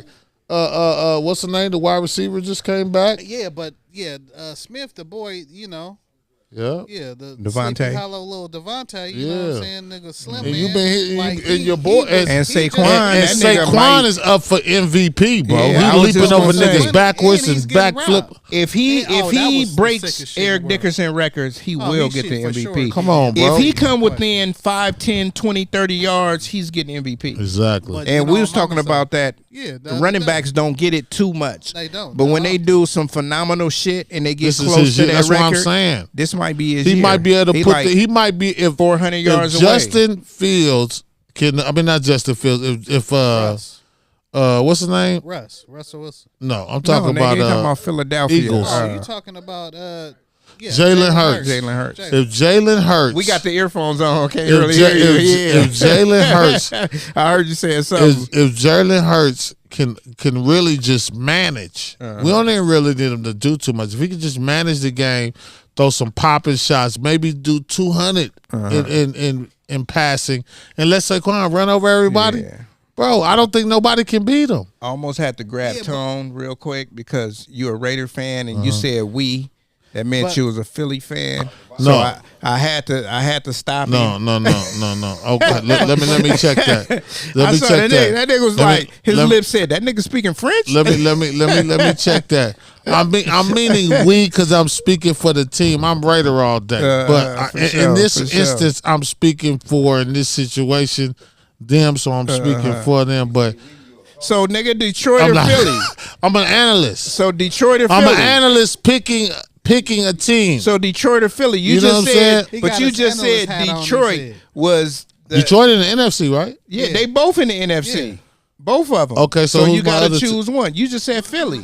So, you got to choose one of those. Is it Detroit or Philly? I think it's going to be Detroit. Yeah, I really do think it's going to be Detroit. I agree with that. But I think, but Washington's in the AFC, right? Or the NFC, yeah. You said that you like Daniels, but what I'm saying, I love Daniels, bro. You know, the NFC, this nigga just put the trifecta. Always been strong. I'm going for all them niggas. The The NFC is They all got always black been strong. quarterbacks. Yeah, exactly. That nigga Golf black too. I'm a football guy, so you know. Plus, I play brothers. fantasy, so you know. Right, what I I'm play saying? fantasy We also. all do. Yeah. I play fantasy. Yeah. I'm a fantasy guru. They got I tell me. you, nigga, insurgent, Every nigga, Wednesday, that's- nigga, I be like, okay, Abysmal. who's questionable, who's Thank out? you. I gotta trade my shit because last year I lost damn near every game I lost is because 2 or 3 niggas was out and I didn't trade them Subbing, or I nigga. didn't sub them in. You know what I'm Nigga saying? didn't So I sub be on it, nigga, every Wednesday, nigga.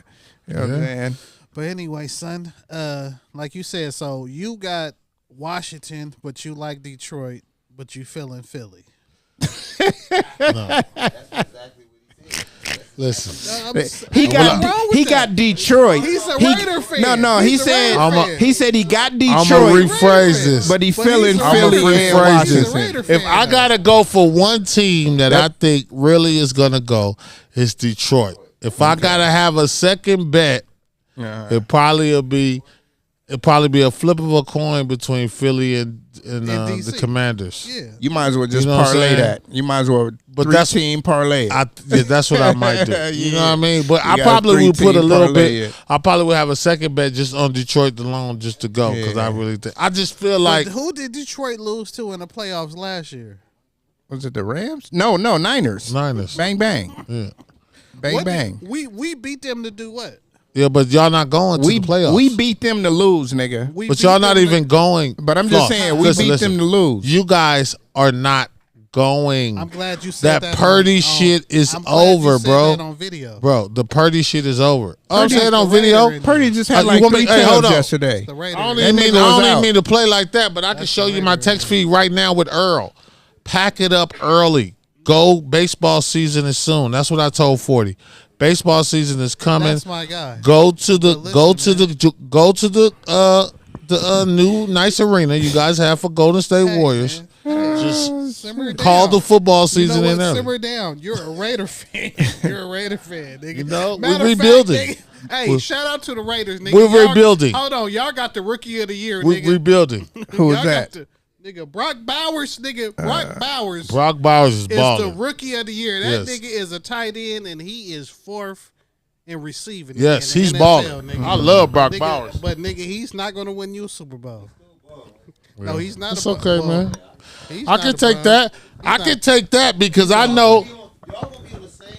That's what I'm just saying. What are you talking about? See, that's Matter of the fact, way how to- many But see- games but have see- the 49ers won? 4? When the Y'all, last no, time y'all been to nigga. the We playoffs, 6 and nigga? 7. Stop it. When the last We time 6 y'all and been 7. to the playoffs? Oh, We okay. still Stop got it. action.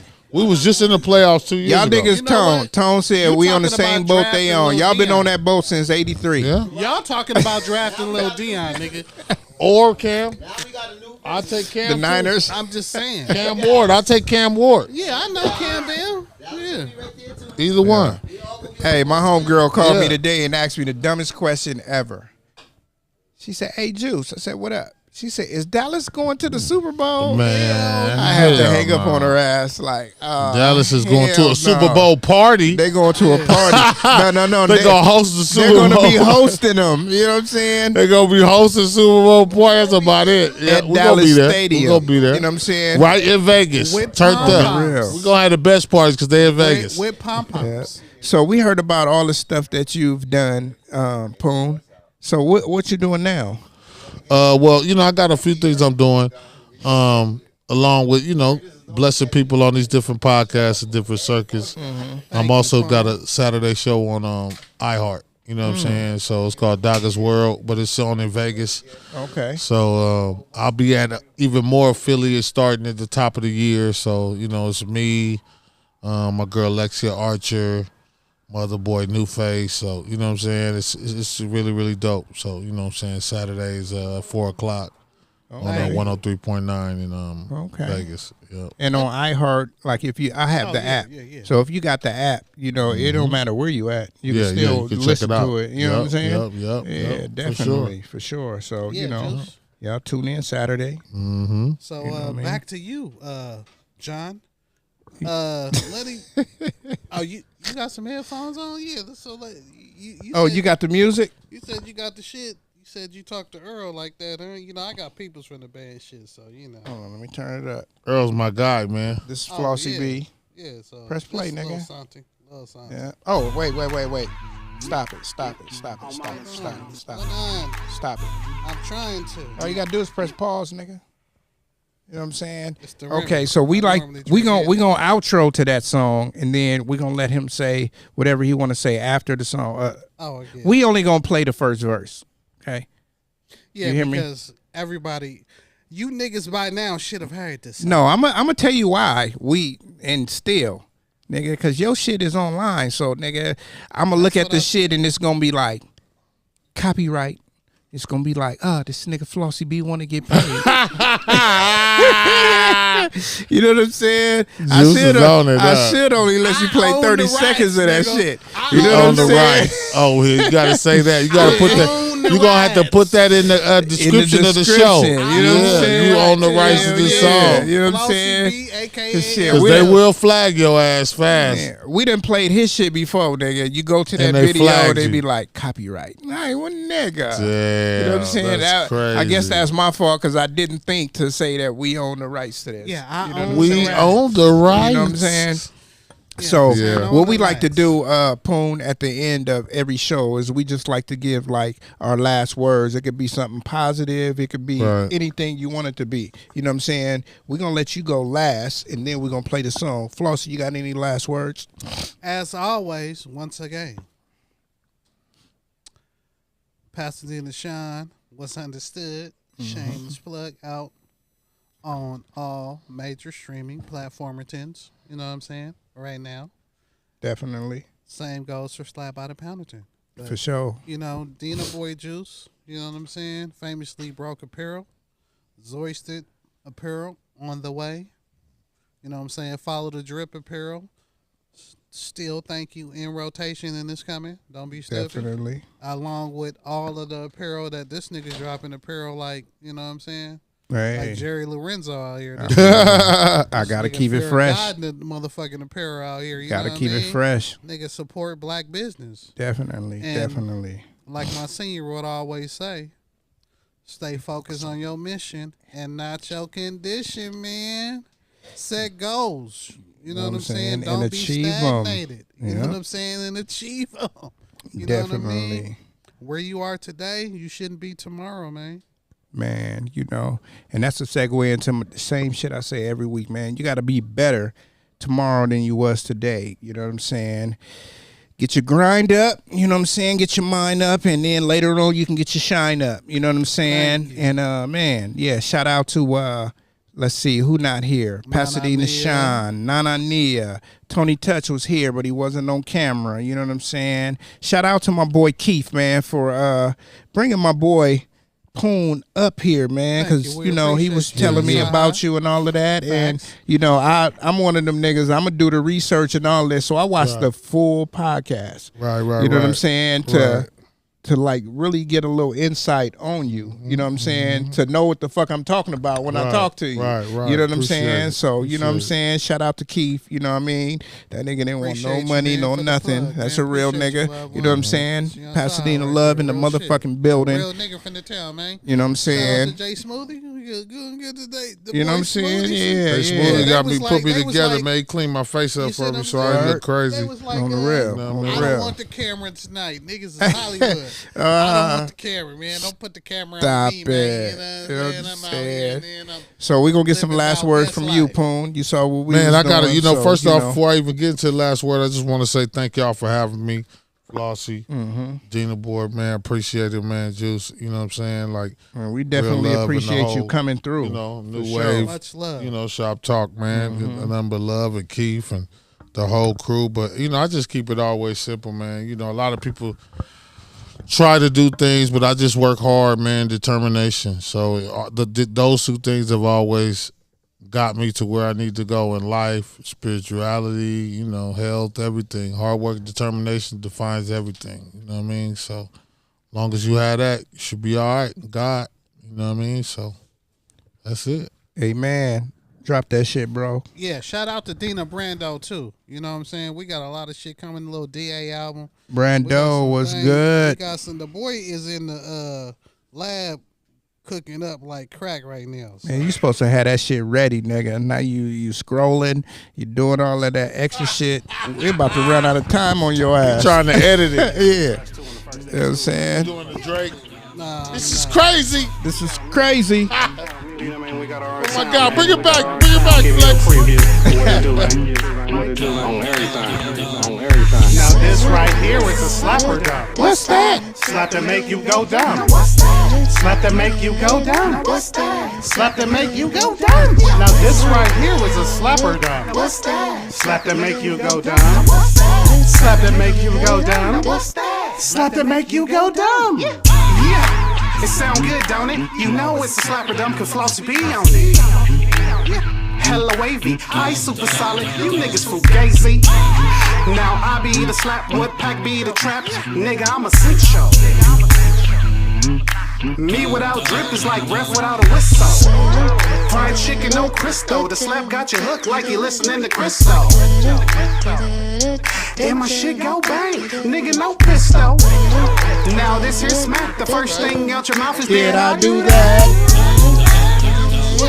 Hella dummy going Urk on the track. Now this right here is a slapper dumb. What's that? Slap that make you go dumb. What's that? Slap that make you go dumb. What's that? Slap that make you go dumb. now this right here is a slapper dumb. That's all we gonna give you, That's man. hard. You know I what I'm fuck with that. saying? Yeah, I felt like I was somewhere in Vallejo in the town You know what I'm somewhere. Like, saying? yeah. Town business, man. You know what Town I'm business, saying? man. Yeah, Off town top of bu- oh, so you from Off the top town? of this, man. Oh, you from- I've been back and forth, man, since the 80s. Oh, okay. Yeah, man. I'm just, I'm one of them ones that's like, I call myself a chameleon, but in the 90s when I was in Atlanta, I had a couple of roommates. One was from Richmond, one was from Vallejo, and the other one was from Frisco. Yeah. So I was engulfed in the Bay Area sound. I'm talking about Yeah. RBL Posse, Totally yeah. Insane, Yeah. Definitely. Chunk Mac, Thank you. Sebo, all the niggas. Well, Sebo was from who Sac, else? huh? Yeah, I was being on Sebo Yeah, too. yeah, Brother Lynch Hung, Yeah. Andre Nicotina. Thank you. Who Ed Banks. else? What's my other boy's name? The nigga JT the bigger 415. figure. Yeah. JT the bigger 415. figure. JT the Thank bigger figure. All them like Tracks a for real. million. Man, tracks a The million. Bay has so many niggas, man. So many niggas, but the one thing that I guess the other plus was is that Short was there. Yeah, he was in Atlanta. He was in Atlanta, so touchdown. yeah. So a lot of the cats that and then they was cool with Short. So every time Short would have a party, all the homies that went to Morris Brown and went to Clark from the Bay, they would be at Short house, and he would be. And then Short brother, I don't know if you know, Short brother is man, what they call my boy name? Man, Loke. What's his name? Wayne Loke. Yeah. Wayne Loke. Yeah, that's Too Short brother. So Wayne Loke used to be cooking and everything. So this when Too Short used to live next to Creflo Dollar. Right. Exactly. That was crazy. He was. But the houses in Atlanta, nigga, back in the day, nigga, was like 400,000. And you Yeah. might He get a was up in 6-bedroom Atlanta. house. 400. No, that was about he like brought all one the back then. Cali It was like niggas. 175. It's the early 90s. Yeah, crazy. but he brought all the other Cali niggas to Atlanta. Yeah, Ant Banks. Yeah, all the niggas. I just said that. Yeah. All of them. Everybody that was like, what's my other boy name with the Shorty B? Yeah. Yeah. All of them, they was out there. I remember all them bread. cats. For real, dog. For sure, man. We are going to get out of here, man. This Okay. is New Wave Shop. You're now tuned in to the number one podcast. I give you New Wave Shop Talk, Shop Talk, Shop Talk.